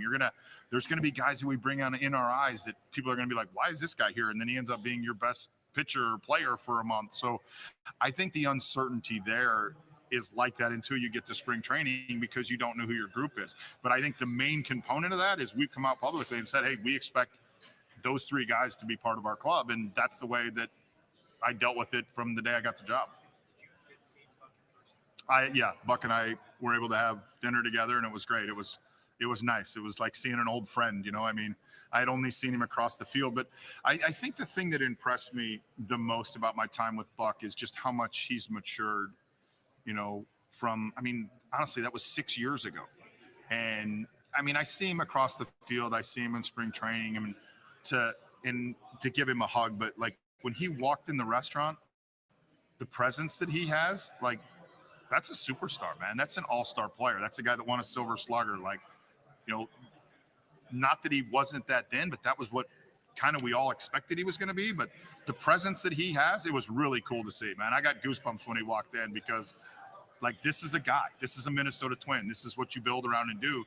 And the fact that he wants to do that and we want him to do that, it was, like, kind of special. It was like seeing one of your kids, like, after they came home from college and you're like, damn, that's what it looks like. Yeah, it was awesome. No, we met in Jacksonville. So we kind of met halfway in between. I give credit to him because he met me halfway. So I just said, hey, do you want to go Jacksonville? Do you want to go Atlanta? Do you want to go to Savannah? So we met in Jacksonville and had dinner. You guys have a lot of interesting major league and verge of major league pitchers. You've got 5 rotation spots. Have you started having those conversations with Pete about how you track those guys? You need to fill a hole in somehow. Presumably some of those guys will come from potential starters. Have you started looking at how you apportion this mass of pitchers you have? Yeah, I would say on a very macro level, yes. To be finite, no. I mean, I think the one thing, and maybe this is the superstitious part of me, is you can never have enough pitching. You can never have enough starting pitching. So I don't even want to talk about the changing of roles and what we're going to do because you want to get through spring training healthy. In the last thing you want to do is get ahead of yourself and think like, hey, we're going to adjust and do this. So the fact that we have, a surplus of starting pitching or starting pitching options is something that I'm fine with. And then we work from there. Now, to say in my head, at times I don't play around with it. Yeah. But I think the other thing that's different is I personally have to get eyes on these guys and watch them throw and be able to do those things. But I feel we're in a really good spot because we have that much pitching. Would you anticipate that part of what you do with a bullpen does come from those however many? I think there's a potential that could happen. I don't want to lock ourselves into to say that we are doing that, because it may be a situation that, we send a guy down because we want him to stay as a starting, your schedule depends on that. But to say like we're adverse to that, no. But I think that's going to be an individual basis. You said last week, the announcement came out that you had the 3-4 guys coming back. Did you know that was the plan when you took on the job, or was that something that you were kind of waiting to see whether or not that was going to be the case? Was there a process to get to that? No, I think there's always a process to get to everything, but my assumption when I took the job was those 3 guys were going to be part of our team. You've got this quarter that maybe projects the year that's pretty relevant to the division. Our young players have to continue to develop. I think that's the biggest thing. And then obviously we have to build out our bullpen, because there's so many games won or lost in a bullpen, especially during the regular season. And I think we've talked about this. I mean, there's teams that go out and spend a ton of money on their bullpen and then use their starters as bullpen. So building out our bullpen is going to be extremely important. I think that's going to be a step that we're going to need to take to continue to get better. And then our young position player group, we got to figure out ways for them to get better. For me to say specifically what that is right now, that's hard because I don't know this group. I think I'll have a better answer of that. I better have a better answer of that by about March 25th. With Luke Keegan, have you guys talked about anything about where he'll play defensively? Yeah, defensively, I think we're still having those conversations. We love the flexibility. The main thing right now is just to make sure that the arm is in a good spot. But the fact that he has flexibility to move around the diamond is something that's really important for us. But I don't think we've locked in specifically of what we're thinking. You see any places on the roster where you'd like to see the team add some offense? Well, I think we have some places we can add. I think we have multiple places we have the opportunity to add. And when I say that, it's not because we don't like the group we have, but it's the situation of how the market's going to play out. And I think the longer you do this job, you want to make sure you don't pigeonhole, say, hey, we need something at X position, and then the market doesn't bear itself that way. I think going back to Bobby's question, the fact that we have guys that have flexibility to play in different positions, then we can be a little more finite in terms of how we add to our club. Do you think you currently have internal options beyond Clemens to play at first base? Is for something like taking one of those outfield DH guys and maybe giving him a look at first base and add somebody possible option? Yeah, so far we have not talked about that, and that's not to say that we won't talk about that. I think as we get through the winter meetings and we kind of see how the market bears out and what's being available, the first base market is a little bit fickle this year.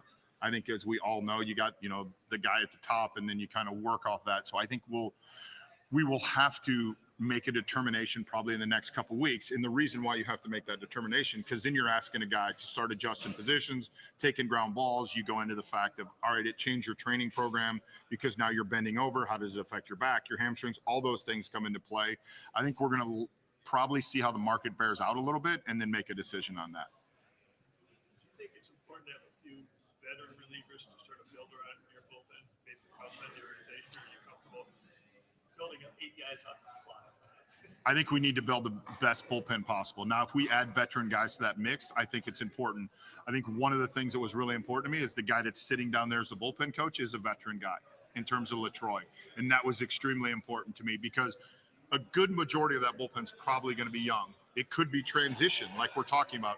So that's why LaTroy was the first hire, because wanted to make sure we locked in someone that sat down there that's able to have those conversations to be able to educate and grow that group, because we may get in a situation, depending on how it shakes out, that we have 6 young guys down there. So I want someone sitting down there that has the ability to have those conversations.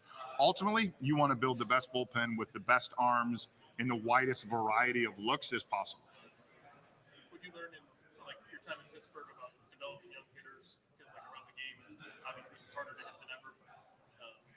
trying to get young guys to have more success.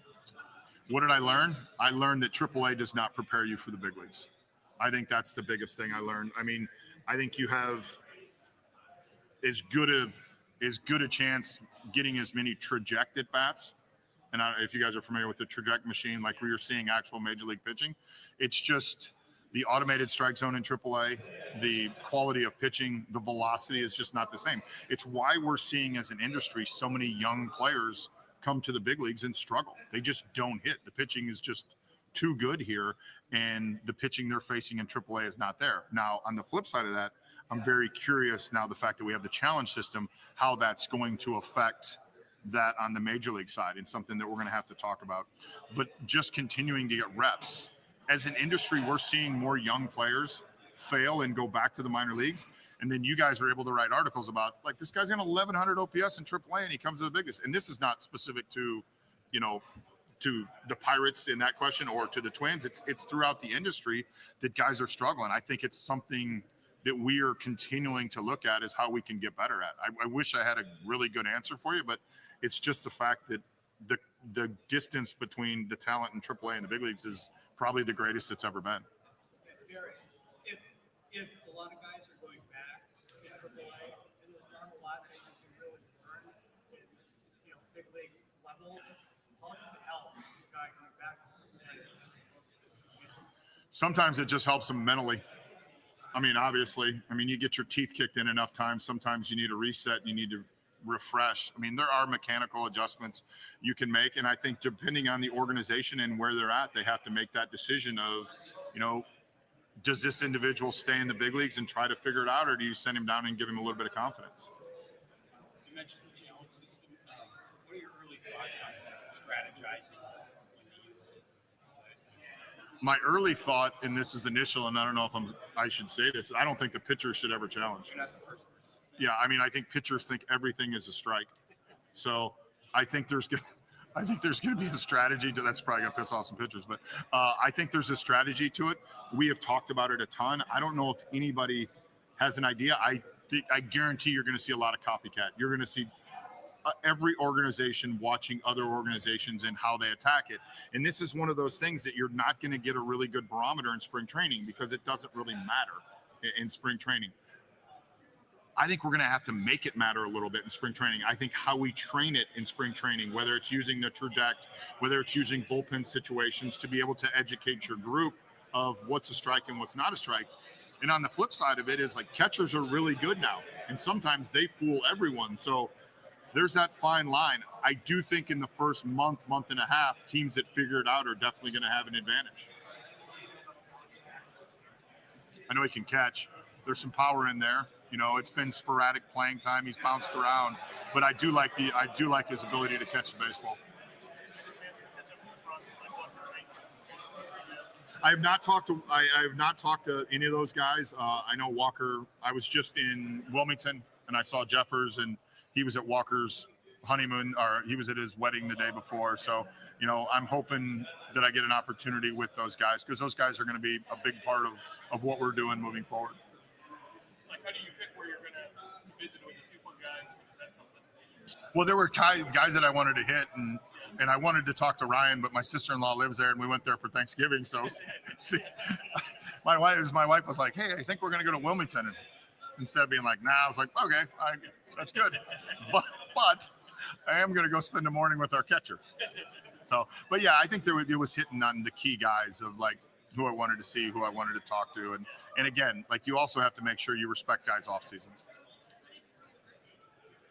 I've seen Buck, Royce, Jeffers.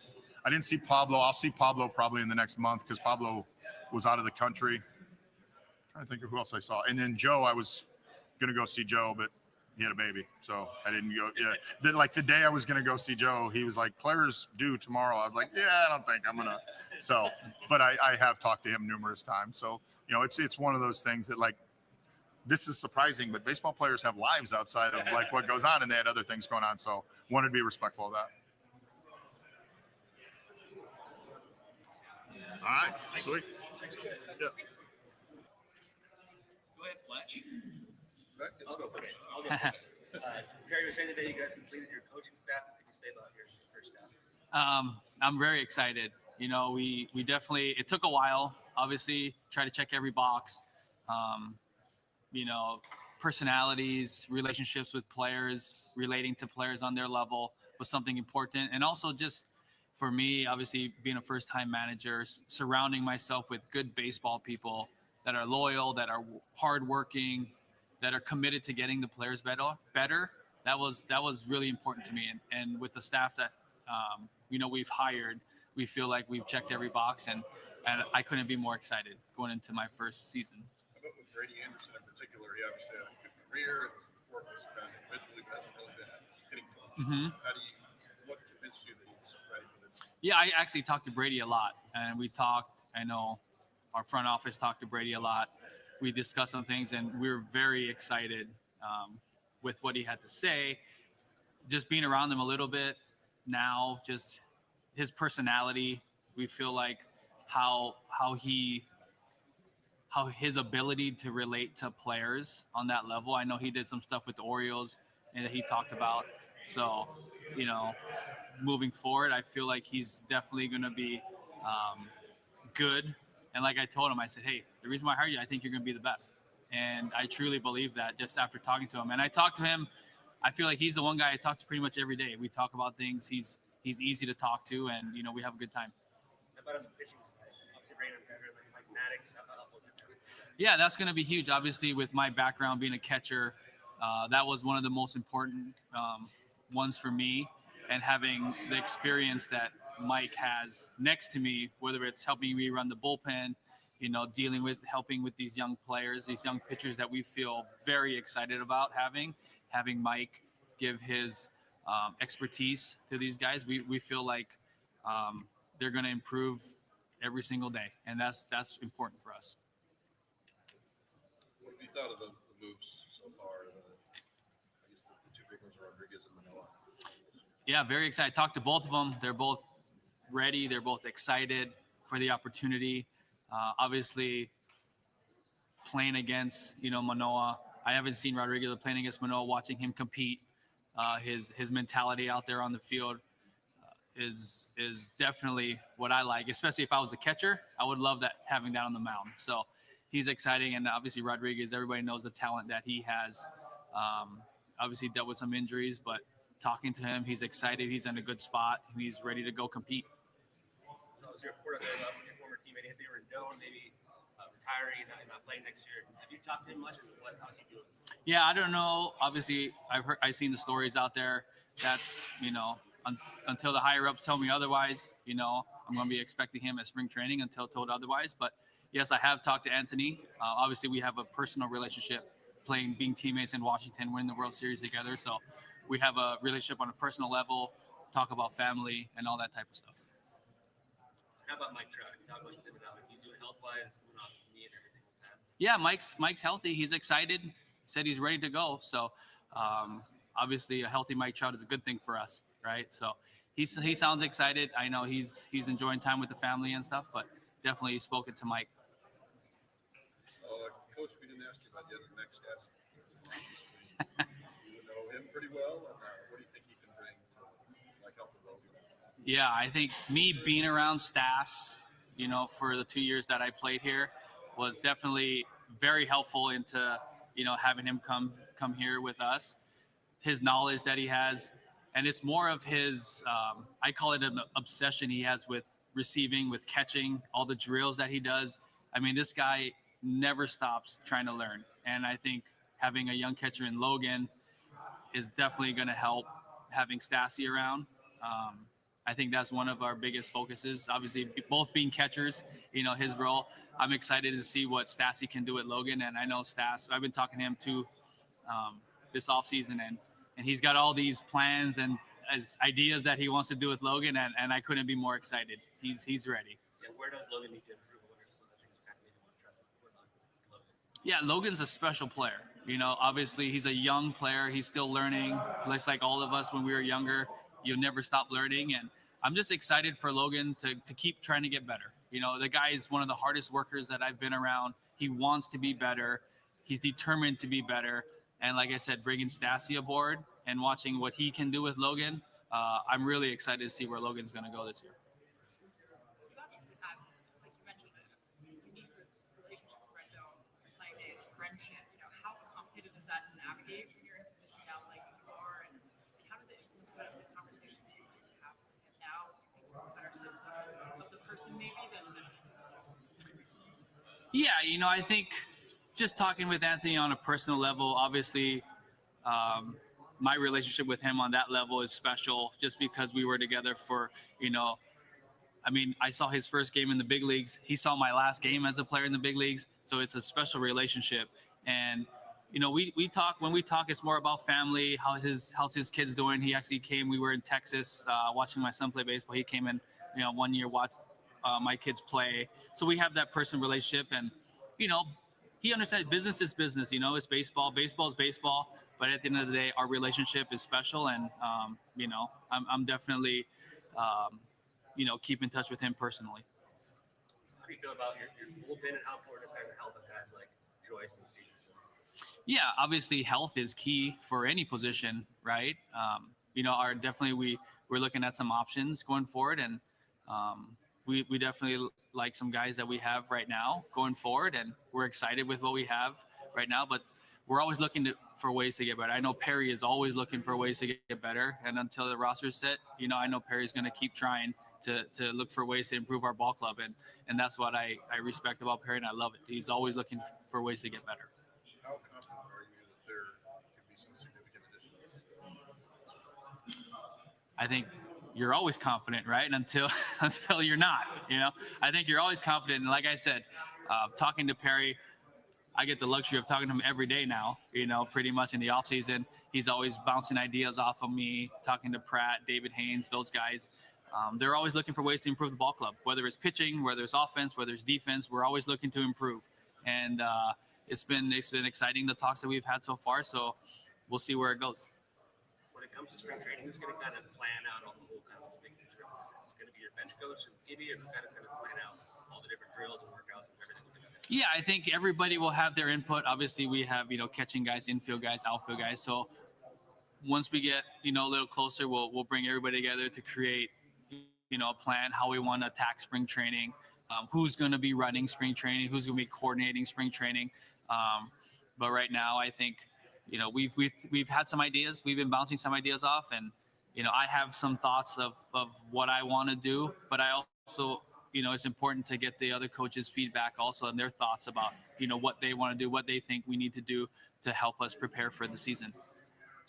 What's it been in, I guess, 6 weeks now since you got this job? I'm sure lots of people come at you with tips and questions and things like that.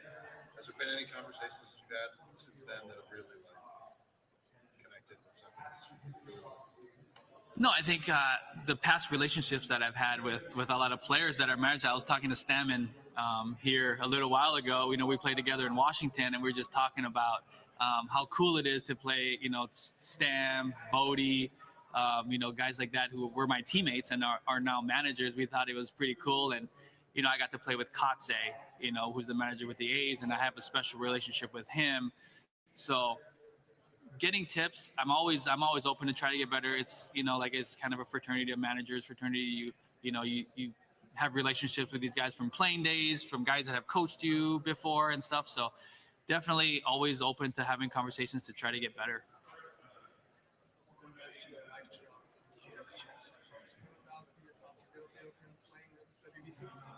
Yeah, I haven't, haven't had conversations yet of who's playing or who's not playing in WBC. I'm sure those conversations are going to come up, and when they come up, we'll talk about it. But I haven't heard anything as of right now. I think it's definitely a discussion. We definitely have to talk about it as a staff to feel what's the best plan moving forward for the player and for the team. How do you feel about your center field situation right now? I know last year you also kind of played there at the end, but with Mike moving up that position to right field last year, how do you kind of feel depth there right now? Yeah, we definitely have some options, but like I said, we definitely are looking at other options also. Like I said, every position, we're keeping our options open, seeing how we can improve the team, where can we improve the team. Obviously, Teal, his defense is incredible out there. So, he showed that last year that his defense is awesome. But at the same time, there's definitely options out there that we've got to look at to see how we can improve. How do you see Trout and Soler splitting time as far as how much play one plays DH and one's an outfield? Right. Yeah, like I said, our options are still open, right? We don't know really until the roster's set on who's going to play outfield, who's going to DH as much. And I think once we get to spring training and we kind of get a gauge on what our roster looks like, then I think those discussions are definitely going to be had. But for right now, we try to keep our options open to see, we might add somebody, we might not. And then, like I said, once we get to spring training, we'll have a better sense of what our roster looks like. And then we can kind of decide on playing time and stuff like that. Would you like Adele to stick in one spot? I think the luxury of having players that can move around is definitely good. Now, is there a spot where Joe's better? Maybe, if he sticks in one spot. But like I said, having options like that and having guys play different positions definitely keeps our options open to make us a better team. And I think that at the end of the day, we got to put the best team out there that's going to help us be successful. Contact was obviously a problem last year for the team. Struck out a lot. I mean, how much of was Anderson's kind of plan or talks to hitting coaches about maybe trying to get a little more contact? Yeah, there's definitely plans. Obviously, there's definitely areas that we can get better on, whether it's contact and all these situational hitting, I guess you want to say, so to say. I think there's definitely ideas that Brady has, whether it's drills, whether it's mindset, whether it's stuff like that. So we've had conversations about how we can improve overall as an offense. We hit some homers last year, definitely hit some homers, but I guess for ways to improve our overall offensive approach, there's definitely talks about, what we can do to improve that. So in Japan, your former teammates, Shelton and Mike Trout, and now we have Trout Tani. Trout Tani. So how do you describe their relationship? For me, when I played with both of them, I thought it was great. At the time, two of the best players in the world playing on the same team, and I got a chance to play with them, was a pretty unique experience and definitely special to be a part of and seen it on a daily basis. Their relationship was fun. Shohei's funny. Trout has a good time. They banter back and forth, and I feel like they push each other to get better. And I thought that was a real cool experience to witness firsthand. In the last WBC, they faced each other. Mm-hmm. So how did you see it at the moment? Well, I saw Ohtani strike Trout out. I think everybody saw that, right? But I don't think there's somebody that Ohtani wouldn't strike out. So it was a great at bat too. So I thought it was a cool thing, and I think there might have been some bragging rights there after that one. But it was great for baseball. Two of the best players in the world facing each other in the championship game of the WBC. It didn't get much better than that. Just on that note, we're looking forward to hopefully Japan continuous being at WBC. How do you see the teams matching up? They're going to be both great teams. Obviously, we know Japan's history, their success, the players that they bring over whenever they come here. So against the United States and other teams too, Venezuela, Puerto Rico, it's great baseball. There's great baseball all over the world coming in to play in the tournament. I think it's great for the sport, and it's definitely for viewers. It's fun to watch. Thanks, you. All right. Thank you. Thank you.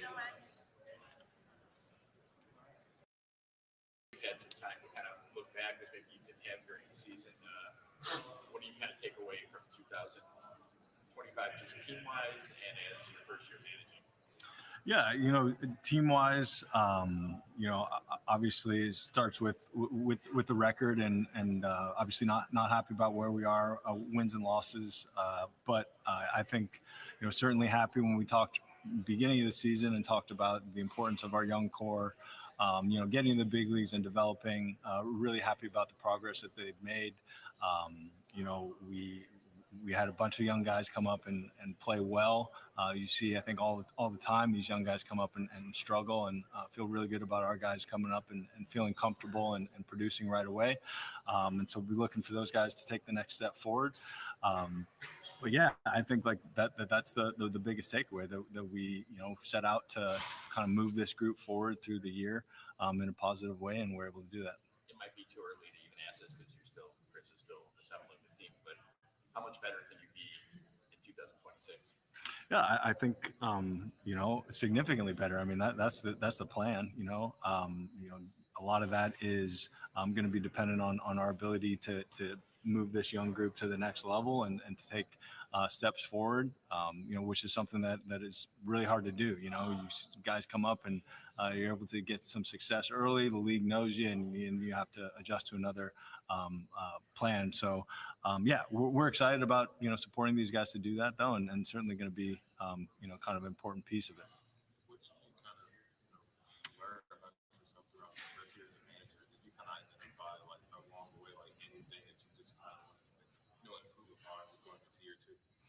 Yeah, I mean, as far as what I learned, I mean, it's like endless, every single day, whether that was, with, pregame stuff, messaging, talking to you guys, in-game stuff. I think there was a lot of learning every day. There was a lot. For me, it was about, learning our players, learning the organization, figuring out how can I best support them, how can I best, challenge them to get the best out of them. And, that wasn't just the players, that's the front office, everybody involved, just had a lot of new people to learn. So that was it was a great experience to try and figure that out, and now get a chance to kind of sit back this off season, kind of recalibrate and figure out a better way to do those things. Just how different has this offseason been than last year now? Yeah, that year under that. Yeah, a lot different. Especially because we were hiring so many people early and trying to figure out that process. And so there was, a lot of Zoom calls, a lot of phone calls, which was, I was on the other end of that last off season leading up to this. So yeah, certainly different. We also have like a much better relationship with all the players too. So, kind of the check-ins with them and communication with them is a little different also. So much different feel this year. We never, personally, I never knew if you were a tough love guy or a straightforward guy with your players, or how that communication went. You were always pretty straight with us all the time. But from that perspective, how much did you feel you grew with that part of the job? And did you see results at the end of the year when you put instructions and new ways of them doing things out there? Are you satisfied with results by the end of the year of some of the teaching that you're doing? Yeah, I think there's progress in that way, and kind of naturally my approach. I think I'm very relational based in that want to build a relationship with you and communicate with you as a person that you know and trust, and know that there's that leads to the opportunity to have really direct conversations that aren't going to be as challenging because we have the relationship, and that's good in theory, but we don't have time for that at sometimes during the year, and so I had to figure that out, and how to be direct up front, I guess. And certainly as we, went through the season and there was opportunity for different guys, that communication style needed to change. And so, yeah, I'm happy with my own personal adjustment through that, and knowing that that's something that's never going to stop. And with each individual guy, we're going to need to continually recalibrate that approach. And I think in general, I was happy with, when the group was challenged with things, I was happy with how they responded.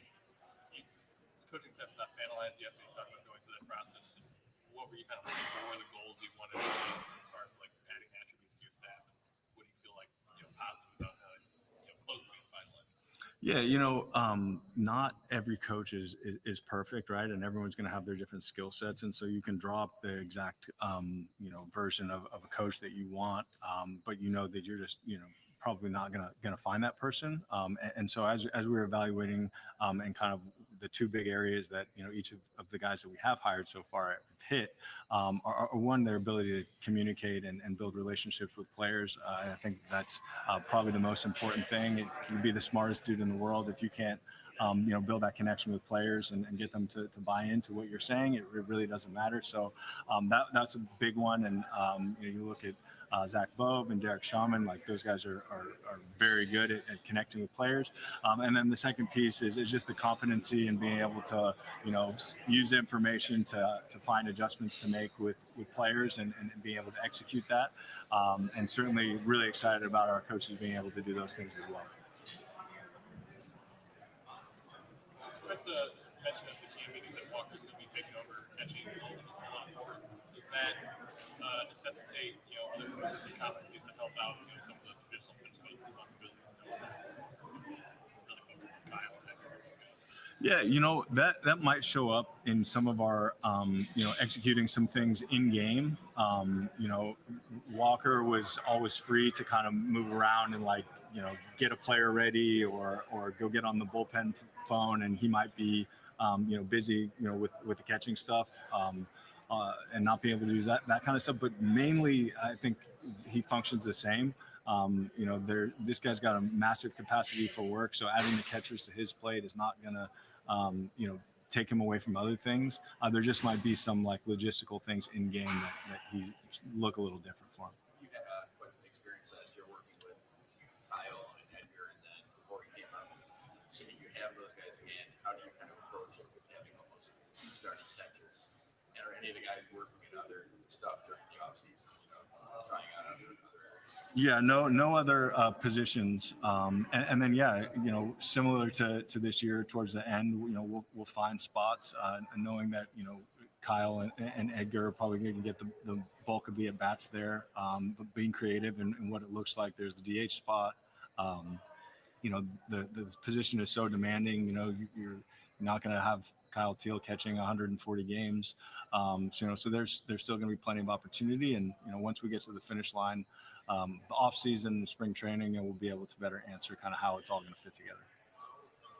Chris, at the GM meetings, talked about Benintendi possibly DH for being good at this point in his career. How does that kind of, affect the calculus when it comes to, you played Teal and Carroll, at catcher DH for playing in the second half. So how Benintendi DH more kind of playing to the calculus in that regard?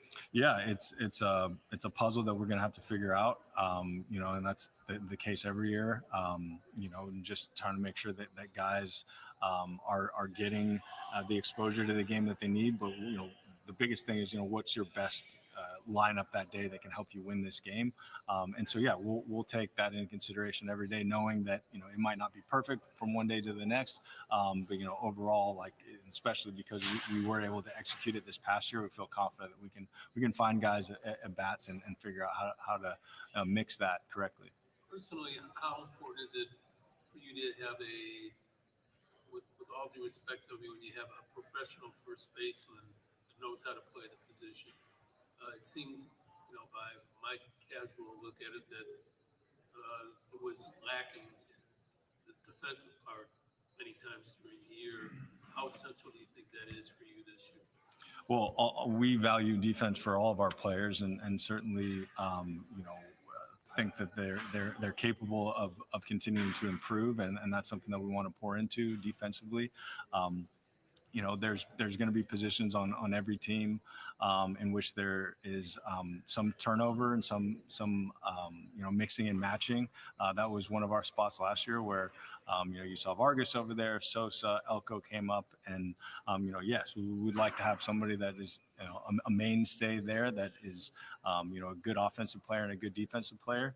But we're going to be able to run out there who best fits for that night, and that could look a lot of different ways. When it comes to continuing to develop players, specifically with Colson, just what's that next step for Colson Montgomery? I think, obviously there's a ton of power and at the plate. I think he's, continuing to take steps forward at the plate, and continuing to control the zone, making contact. I think defensively was something that, was really surprising for me that he performed so well defensively. Not that I thought he was a poor defender, but he really exceeded my expectations. So we want to continue to push in that area. I think a real opportunity for Colson is to make progress in his base running. A couple mistakes out there that I think that he want back, but with as natural an athlete he is and as instinctual baseball player he is, he should be an excellent base runner, in my opinion. And so that's another area where I think that we can take steps forward with Colson. Managers are thinking about the challenge system, strike challenge system. Do you have any early thoughts on the strategizing? A couple of veteran managers said they're not going to let their pitchers challenge because every pitcher thinks everyone's a strike. So any early thoughts on strategy for that? Not to the degree that, we're going to, put a stamp on our philosophy at all. We do think it is obviously going to be very interesting, and think that there will be some, guidelines that we'll put into place as we talk and talk to players who have used it in the minor leagues and see what we can, come up with. But, right now, no, I don't think that there's, any real strategy that we're going to implement. But by end of spring training, you'll have something. I would think, yeah, for sure. I think you have to go into it with some kind of strategy and understanding. We're just still in kind of that, talking about it, collecting information. How would you describe your relationship with Getz? Maybe getting to know you part of last year, and now the communication level moving forward? I would say it's great. I think, during the course of the year, there's, communication throughout the day that was very positive for me. What really stuck out was the post-game communication, where, those guys come down, whether it's Getz, Barfield, Jin Wong, and we just have really healthy conversations about what happened in the game, where, I think, we're all learning a little something from our conversations, and really just gives me confidence that we're going about this the right way, that we're communicating the right way, we're sharing ideas the right way, we're sharing feedback the right way, and really making real progress. And I'm really happy with the relationship where it's at and where it's grown to. And at this point, do you see Miguel Vargas as your third baseman, first baseman, or a little bit of both? I think the versatility is important. Again, as we work through the offseason, we've talked to him about being prepared to play both. As we get through the offseason and through spring training, we'll have a better idea of how to slot in some of our more versatile defenders. But I think that will come in time. And I think the great thing is that Miguel's having an outstanding offseason so far. He's in constant communication with our hitting guys, with our S&C group, and he's done a really nice job this offseason. Yeah, I mean, just with everything still developing, early in the off season here, and know that we have some work to do.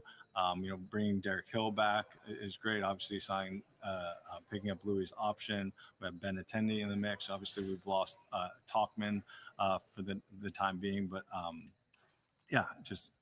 we have some moves still to be made, and look forward to seeing how it all rounds out. But really happy with some of the guys we have.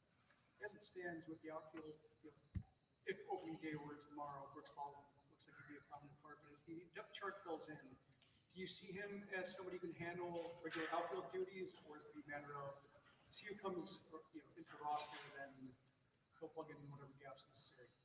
Yeah, it's a good question. It's a little bit of the trap sometimes with Brooks, is that because he's so versatile, you kind of say, okay, you can slot him in, into spots that need help. But I do prefer him in the outfield. I think that he did a nice job, especially in center field. Still working on some things in the corners, but I think that he's somebody that we go in and knowing that he's versatile and keeping his defensive versatility at the forefront. Finding him some consistency, I think, would be important too. On one hand, last year you developed some younger relievers. Mike Vassell, Jordan Leacher had a good second half, and Grant Taylor, who Chris talked about at the jam meetings during multiple innings. You also lost a lot of close games, or more than close games than you want. Is that something that you will talk to Chris about, getting a set closer, not necessarily saying top of the line guy, but a veteran guy who's done it, has some experience, and let the other guys kind of slot in? I think the idea of the traditional closer is great if you have the 6, 7, 8 inning guys also. And so, I guess like leverage aside, you just want to have good players and good pitchers. And so that's certainly something that Getsy and the group's working extremely hard to get. I also don't think that, the 1-run games are just because of the bullpen. There's, in every single phase, of the game contributes to those 1-run losses. And so I think we just look at it, holistically as like we need to get better in every area, and are excited to do it. Here's an easy one for you. Why didn't Luis Robert get better? And secondly, what are some of the solutions that you can look at as a manager and coaches to try to help him refine the hit tool? Yeah, it's a good question, and I know that we're all searching for answers to help Louis be at his best, and I can tell you that he is too. And that's probably one of the biggest takeaways for me for this year is how just committed Louis Robert is to being great and finding that best version of himself. He works extremely hard. He's always in the cage. He's always doing the right thing in the weight room, in the training room. And so it's really just about, finding the right recipe to keep this guy on the field. And that's something that we're working extremely hard to figure out. He's a part of that. And so, for him to be a great hitter, he needs to be on the field. That's number one. And we know that there's, adjustments that every hitter has to make that he's, locked into and willing to make also. But, it really is about him being out on the field.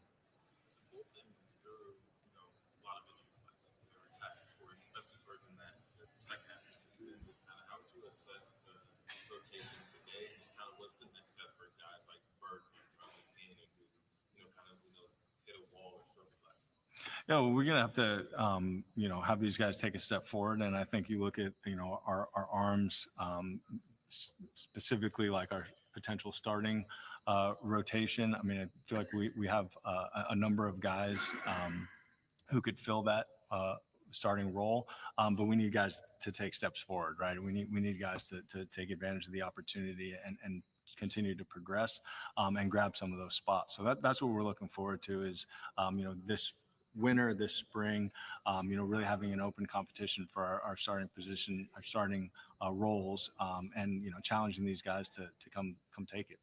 You have some ground ball pitchers on staff, some more in the system, maybe adding another one pretty soon. But you mentioned Colson and Chase Mydrop rated out pretty well. It seems like most of your struggles defensively were kind of on the corners, where you're kind of fixing things up. Do you feel like better performance can happen with the personnel you have on hand, or is it about kind of looking out for more opportunities to add better defense? How do you see kind of the road to improvement?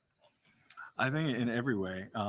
For right now, like the focus is on the guys that we have, and you just look at some of our defenders on the corner, and there's some very specific things from pre-pitch setup, first step stuff that we think we can continue to get improvements on from some of these guys. So, that's what our focus is going to be.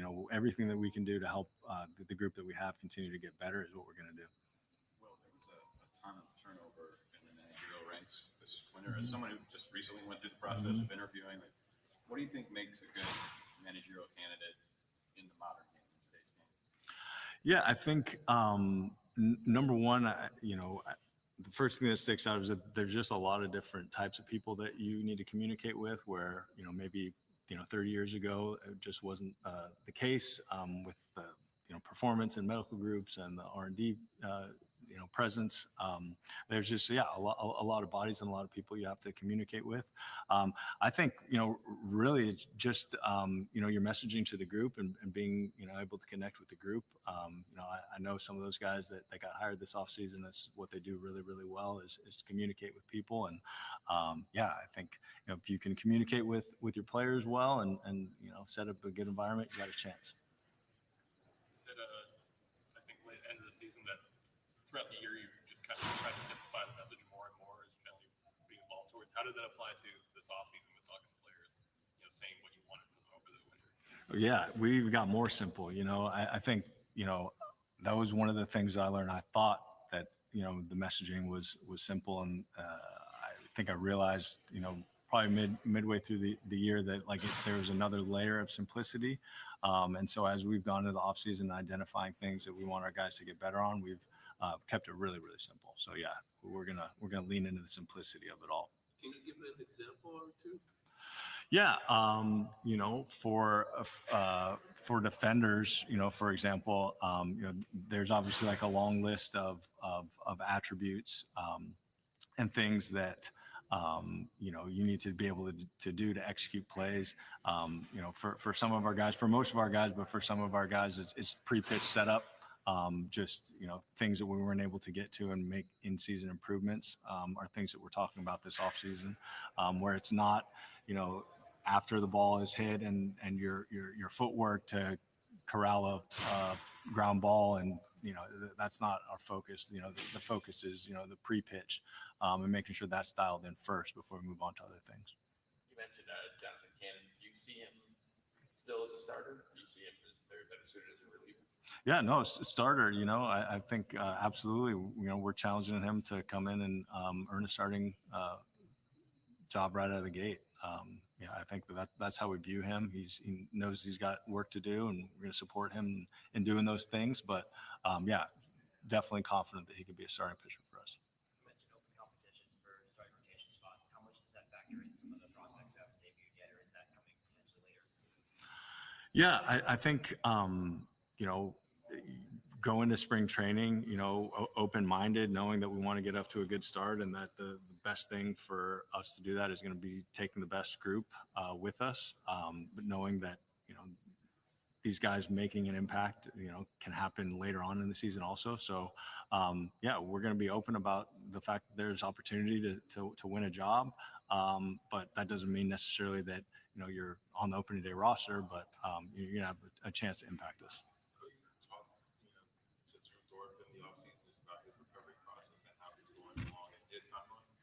I don't have an update. I texted with him right after the season because he was around a little bit, and then just wanted to check in with some of these guys that were banged up. So I haven't talked to him in the last couple of weeks. So Do you think the roster will be just as volatile as it was last year, where you're running a lot of guys in and out quite often again, like you did with the last 2 years, having some of the most transactions of any team in baseball? Do I think we'll have as many transactions? I mean, using the minor leagues as much as you guys did, you guys up in that. Yeah, I mean, I think part of surviving a major league season for every team is utilizing your farm system and being open to waiver claims and doing everything that you possibly can to improve your roster. I will say I feel good about the number of guys that we probably are confident that we're taking with us out of camp. Some of these young guys that did a nice job establishing themselves last year, that were question marks and maybe didn't make our team last year are likely going to be on the team this year. And so I think, out of the gate in numbers, we'll probably have more certainty in some of our position players, at least, coming with us. And also, do you have an understanding of how you'll be impacted spring training with the World Baseball Classic? Do you know of any of your players right now that are committed? We know that there's a couple guys talking. It's a really short list. There's a couple guys talking to guys, but I don't know no commitments to this point. So we're not exactly sure how that's going to impact us. Thank you, Will. Thanks, guys. Good seeing you. Good seeing you. Correa would be sort of someone you talked to as off-season went on about moves you make and everything. What's kind of been your conversations about with him, and what does he view this team as you kind of piece it together? Yeah, so we've met a few times during the off season. We've had lunch a few times, and we've talked about not only the team and spring training, but obviously our families, and just making sure that we all kind of are on the same page, empowering our players to have a kind of a say in spring training, mostly, and in direction that we're going to go. But he's very involved and my plans for the season, and just want to include him in our conversation the same way I include the rest of our players. What kind of role do you see? I guess a lot of it might have to do with what happens the next couple of weeks. But Zach Cole, what he showed last year, do you think he's ready to step up and take a little bit bigger role? You know what? I feel comfortable giving not only Zach but some of our young players a lot. We are going to give them a longer look in spring training. I think they showed that they can play at our level, but they did it in an environment where we were in the middle of a playoff hunt, and they were able to handle that very well. And performance was better than what we all expected. So I am really excited about what these players can do. And I am going to give those guys an opportunity to play a lot in spring training and give them an opportunity to make the club. You've been pretty forthright in your whole tenure that with young players like that, if you're going to carry them, Give an opportunity to play, yes. want them to play every day. Yep. Is that still kind of your mindset going in? There's like, if these young guys do pop in camp, that you want them to play every day? Yeah, and I feel the same way. You know, that's the player development side of me. That if I view these players as everyday players, and the only way you could become that everyday player is by getting everyday reps. So if we can do that, we'll do that.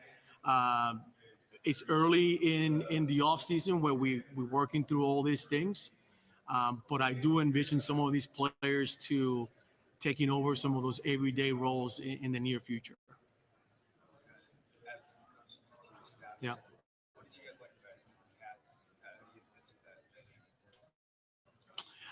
You know what? My conversation with Ethan during the whole entire process were really good. I was very impressed from the very beginning. My conversations with other people around the industry, through the interview process, he caught my attention right away. You know, his ability to connect with veteran pitchers, but also with young pitchers, which we are having right now in our organization. I saw when he had the veteran core at the time, and then the White Sox transitioning to these young starters, and the job he did, something that caught my attention. That's something that we are doing now at the organization. So I spent some time asking him about those things, but he answered all the questions. You know, there was some conviction behind these answers. Smart guy, and I think him and Josh will be a really good duo.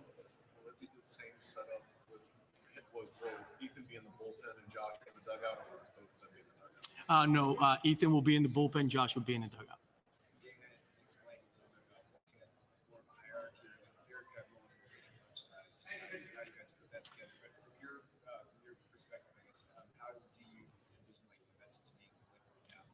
Yeah, and I'm very excited about that trio.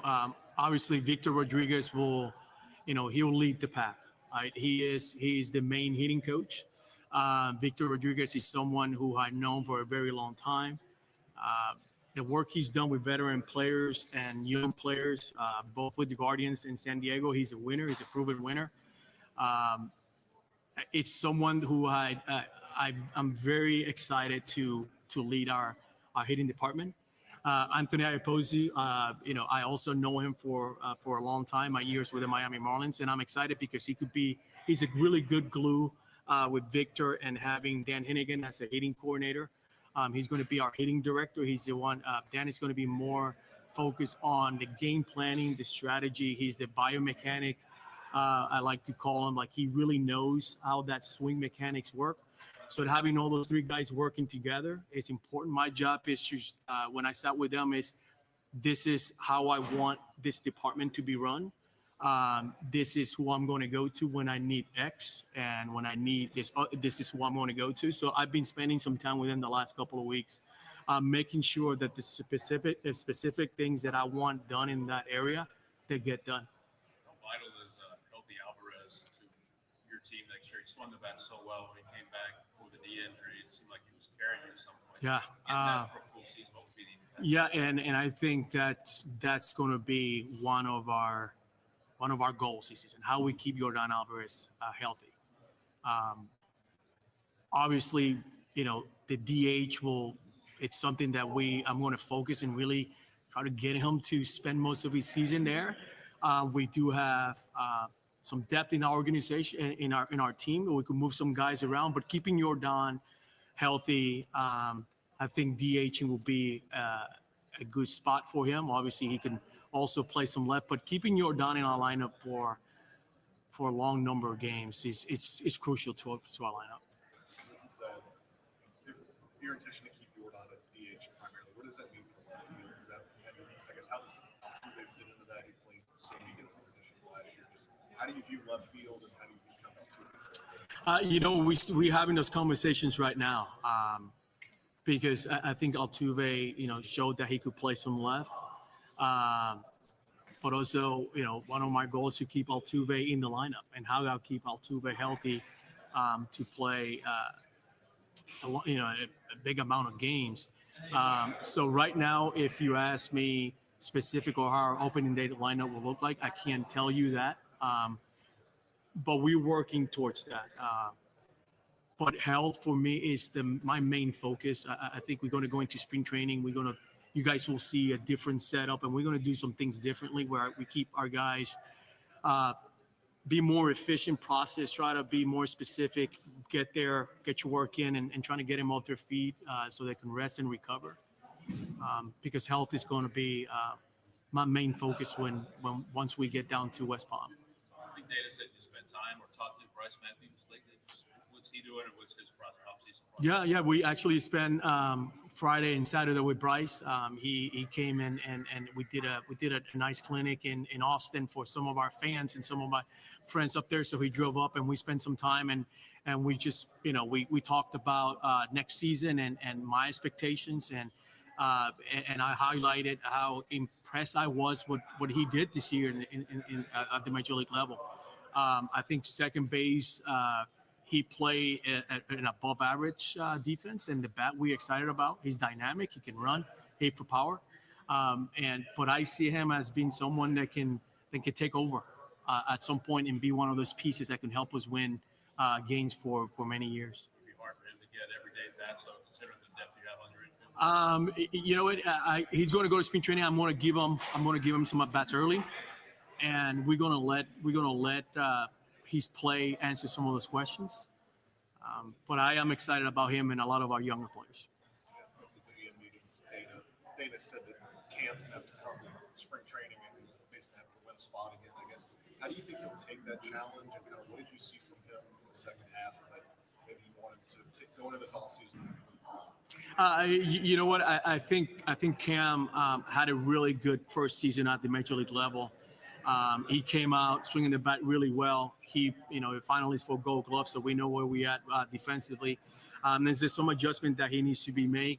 We gave him some goals for him to work, for him to meet leading into spring training, and we expect him to do that. Just like Cam and some of our younger outfielders, some of our younger players, they're going to come in and they're going to continue to compete and prove themselves at the major league level. But me sitting here and telling you, again, like I mentioned, this is going to be our starting lineup. This is the 26 guys that I'm going to take in March to open up at home against the Angels. I think that's very premature for me to do right now.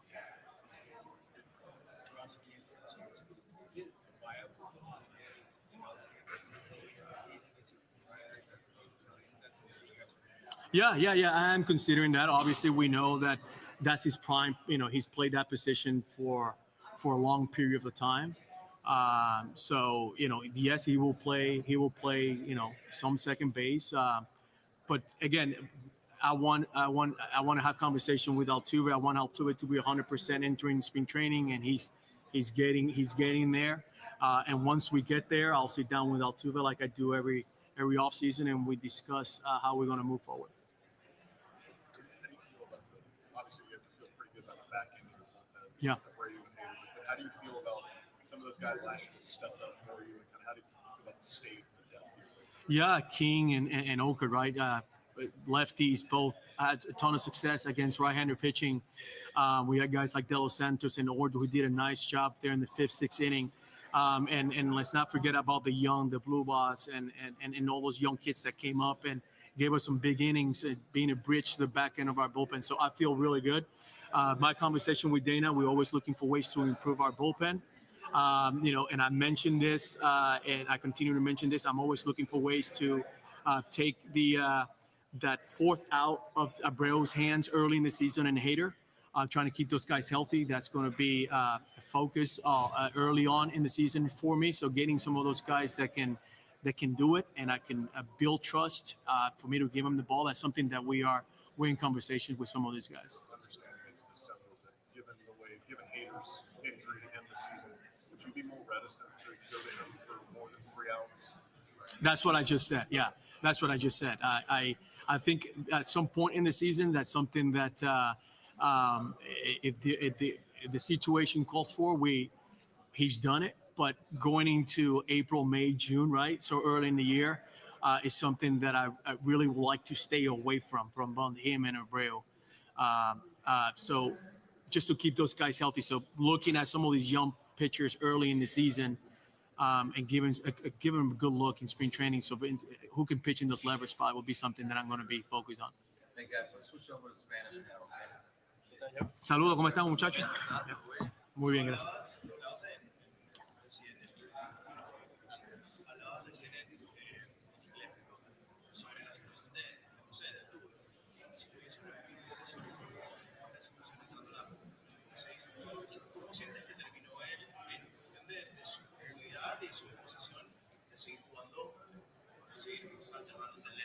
Mira, algo que siempre he dicho y seguiré diciendo, José Altuve siempre ha puesto el equipo primero.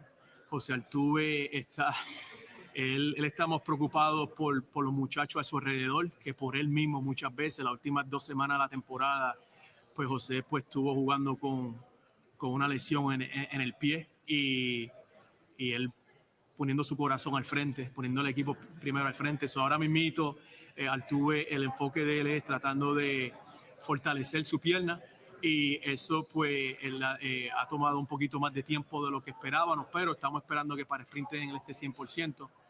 Y en cuanto a segunda base y left field, pues José está dispuesto a hacerlo nuevamente. Las cosas pues tenemos jugadores jóvenes que pueden jugar outfield, que todavía yo no me he sentado y hemos planeado con Altuve cuánto juego va a jugar en cada posición, pero tan pronto lleguemos a ese momento por una conversación que tendré con Altuve.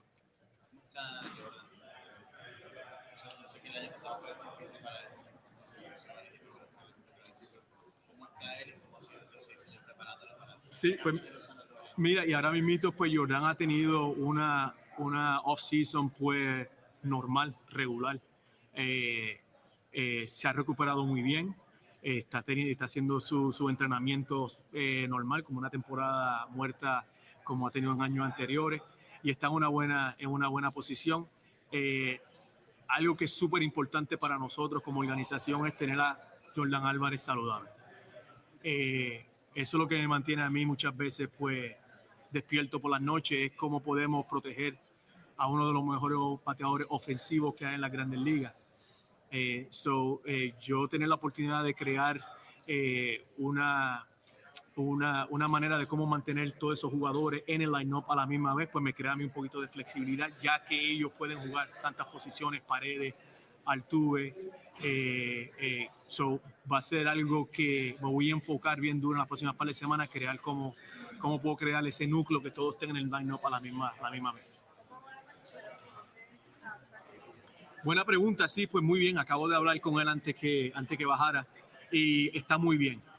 El hamstring está sanando muy bien. Ya él está cogiendo bateo, está bateando en el terreno, está corriendo un poco, va a empezar a coger su defensa. Ahora mismito Paredes está en una buena posición y si no hay ningún descanso, si no hay nada malo que suceda en las próximas par de semanas, va a llegar al sprint training con ningún problema. Lo vamos a ver en el terreno del primer día que lleguemos allá.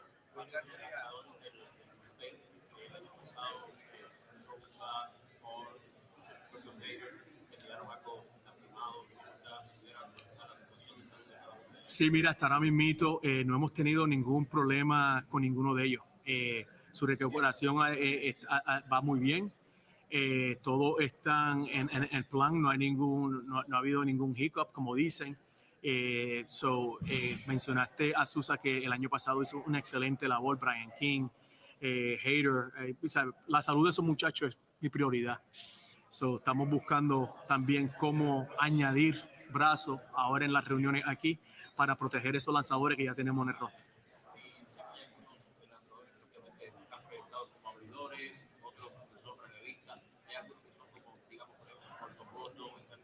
Sí. Correcto. Y fíjate, estamos tratando de, todavía las conversaciones de nosotros ahora mismo están todas rodeadas en lanzadores. Estamos tratando de añadir lanzadores, no necesariamente iniciadores o relevistas. Los mejores lanzadores que nosotros podamos pues, adquirir en la temporada muerta, estamos tratando de hacerlo. Y como bien aprendimos el año pasado, nunca puedes tener suficiente lanzadores. Tan pronto tengamos esa lista y lleguemos a sprint training, pues buscamos la manera de cómo usarlos todos para ayudar a nosotros a ganar juegos. En ese sentido, los lanzadores, Luis García, en los últimos 3 años apenas ha utilizado 34 innings. Tan difícil fue para ti la temporada tener un pitcher de esa calidad y esa Mira, para mí, y no tanto los lanzadores, pero alguien como Luis García, que admiro, lo quiero mucho como si fuera uno de mis hijos. Una de mis momentos más difíciles de esta temporada fue en Toronto, cuando él tuve que ir y tomar la bola de sus manos y él decirme, yo no puedo tirar nada más. Eso fue bien difícil, porque yo he visto lo duro que él ha trabajado y los juegos grandes que ha ganado para nosotros en postemporada. Ahí en ese momento pues yo no lo estaba mirando como su dirigente, lo estaba mirando casi como un padre y sentí el dolor. Pero algo que yo sé bien de Luis García es que no va a dejar de trabajar y su carrera no ha terminado. Él va a conseguir un lugar y su carrera no ha terminado como lanzador. Sí, mira, hasta ahora mismo, bueno, pues obviamente tenemos Yaniel Díaz, pues nuestro número 1. Nos sentimos en estos momentos, diciembre 7, nos sentimos bien con Salazar y el grupo de jugadores que tenemos en Liga Menor, pero seguimos teniendo conversaciones y si podemos añadir un poquito más de catcher pues para tener en el roster o tener la organización algo que estamos buscando.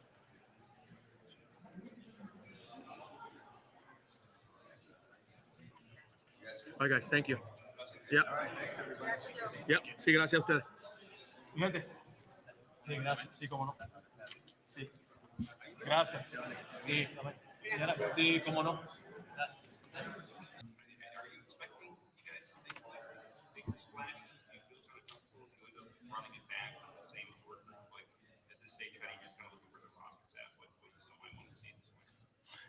I think I was actually just talking to Andrew and Gomer recently, and we're very confident with where the roster is at right now.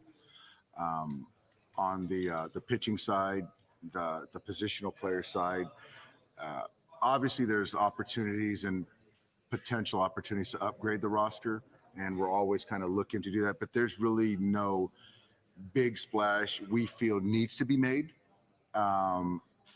because this team is still focused and there's some talk about a three-peat, so this is a focused team.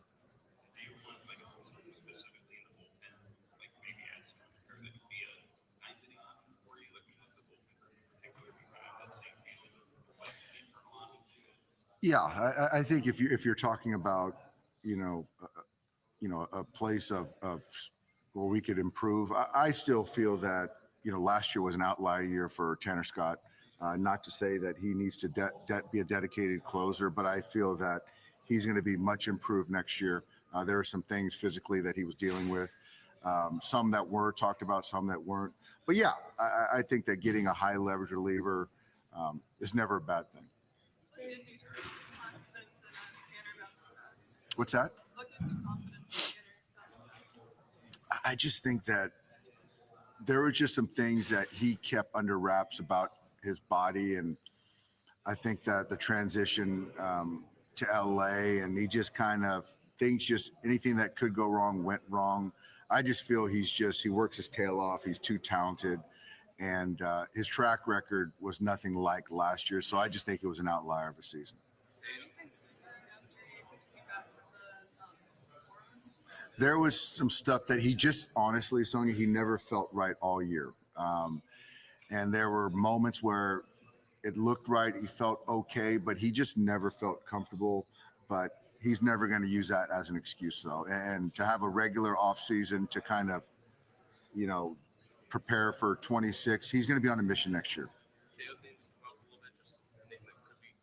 how do you sort of see him fit? And do you feel like defensively, like he's still in a good spot in right field, or could he possibly shift over to Teo certainly fits.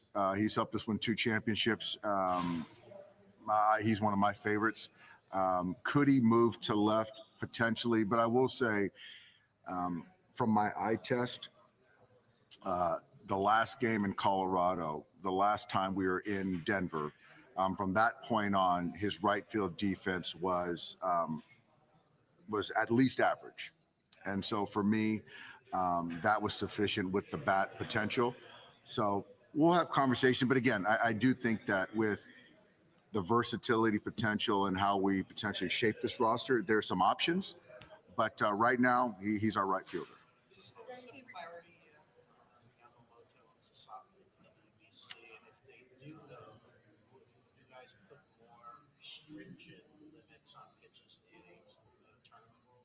I think there's no more clarity for us. Obviously, it's something that they both are excited about potentially. Obviously, the country of Japan excited. We have to have that conversation. But I would like to think that it's going to be a dialogue as far as restrictions and limitations, and in a sense of just trying to give them the opportunity, but also understand, they've come off some stuff, some long seasons, and certainly with Yamamoto and looking out for 2026. But right now there's no more clarity than we had before. Dave, you recently said on a podcast on Amazon that you were in favor of a salary cap and a floor, and as a former player yourself, would you have been worried about these talks of the salary cap and potentially a floor during your paint days, and how do you think your clubhouse will react to your stance? Here's the thing. I'm entitled to an opinion, as we all are. And so I think that that's one man's opinion. And unfortunately, I don't have a vote. And so I still think the game is in a great spot, and everyone's winning. It's the greatest game, and it's a lot of fun. So for me, I'm focused on 2026, but I was asked a question and I answered it honestly. But again, my opinion shouldn't move the needle. So there's people that are going to have those conversations. But for me, I love where the game is at. I love the game of baseball. So as far as your question about the players, each player knows how much I care about them, their well-being. So that would never, I'm not concerned with that at all. Dave, as a man, though, not as a baseball player, but you said your offseason has been detached and traveling. Like, how do you feel? I mean, people can't say nothing now. Like, you're you, and it's a little different. You know what I mean? Like, you feel different as a human being than you did at this point last year. I kind of stopped worrying about what people thought. I really did, because, in our world, you can't win anyway. People are waiting for you to fall. That's the way it goes. They're waiting for controversy, right? So I'm happy with what we've accomplished. I'm very secure with who I am as a man. And I'm going to keep trying to do the best I can for as long as I can. Dave, if there was a salary cap in place, like how different do you think would make things for you guys? Like obviously, people point to you as the way you guys have spent. It's a reason why they should have a cap. Like, I think it'd be an added challenge about kind of maintaining the success even in that kind of environment. Honestly, I think that we have an organization that whatever rules or regulation constructs are put in front of us, we're going to dominate. And so I just give us the rules, let us know the landscape, and then I'll bet on our organization. So that's kind of the way I feel. And again, I don't make these decisions. So I coach a baseball team, and that's it.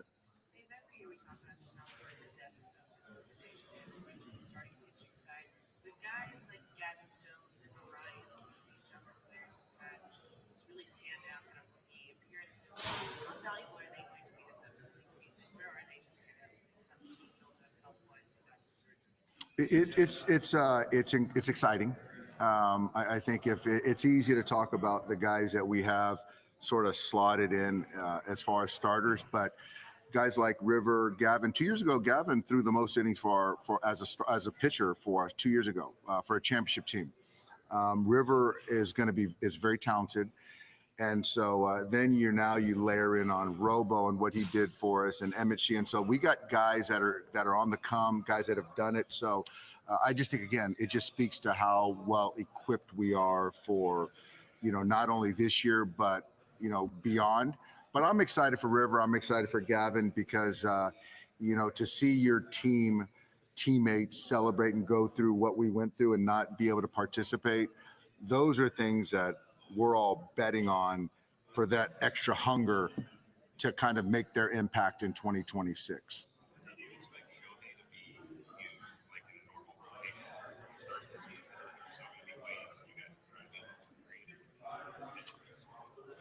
I think the thought is to have Shohei being used as a regular starter, but it's not going to be a regular 5-man rotation. I just think that I don't want to go down the 6-man rotation road, but I do feel that, giving him 6, 7, 8 days off to kind of allow him to continue to stay rested and build up. I think that's something that's in our process. But again, we have a long way to go, but we've got some viable candidates, certainly. Do you know if Shohei will pitch in the WBC or was he on there? I don't, Alden. I'm hoping he doesn't, but I don't know. Shohei's he's very in tune with his body, and but I would say probably the thought is he's probably just going to hit, but I really don't know. I haven't talked to Show. And in terms of just the bigger picture with your roster, how much of a desire do you think there is to get younger on the position? Yeah, I think that's absolutely a great thought. It's something that we do think about as an organization. I think that certainly, if you look at our farm system, I think we're certainly top 3, and a lot of that is weighted by position players in our system. But I do think that Dalton rushing, for us to move on from Ben Rortvet, speaks to Dalton's opportunity and what we think of Dalton. I think Andy is just scratching the surface. I think Alex Freeland is a guy that cut his teeth last year that I think that is very versatile, can do some things for our club. And, I still feel Will Smith is right in where he needs to be. But, yeah, I think that getting younger is something that we're talking about, certainly. Dave, what role do you envision for Dalton rushing next season? Do you think he could play any other positions possibly? We ran him out there a little bit at first base. But Freddie's a guy that, wants to be out there every day. But if there's opportunities to get Freddie off his feet, I can see Dalton playing a little bit of first base to spell Freddie. I also see him with Will Smith last year. I think last year you saw we cut back a little bit on his playing time, and I felt that he stayed strong throughout the entire season. I think there could be some more of that to give Dalton a little bit of runway and some opportunities. I thought he did a great job with the pitching staff. Dalton did.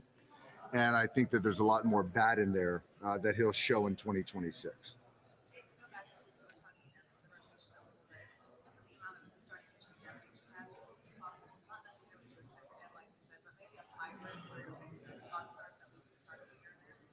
You know what? I haven't, and I know our guys are starting to kind of have the conversation as far as early part of the schedule and off days and things like that, which we still got to get to that point with health. It's a thought. It's going to be in the conversation. We just have some guys that have earned opportunities to make starts. And if we feel at the end of the day, getting Yamamoto, Roki potentially, Emmett, Shohei some extra days rest, and there's not a cost, those are the conversations we're going to have. And again, we could have 2 off days in the first week of the season that I haven't really looked at right now. That could kind of influence that too. So I'm not sure how it's going to play out. After 3 straight years leading an IL and still success, are you guys looking at any systems or changes to come down on it? Just happens? You know what?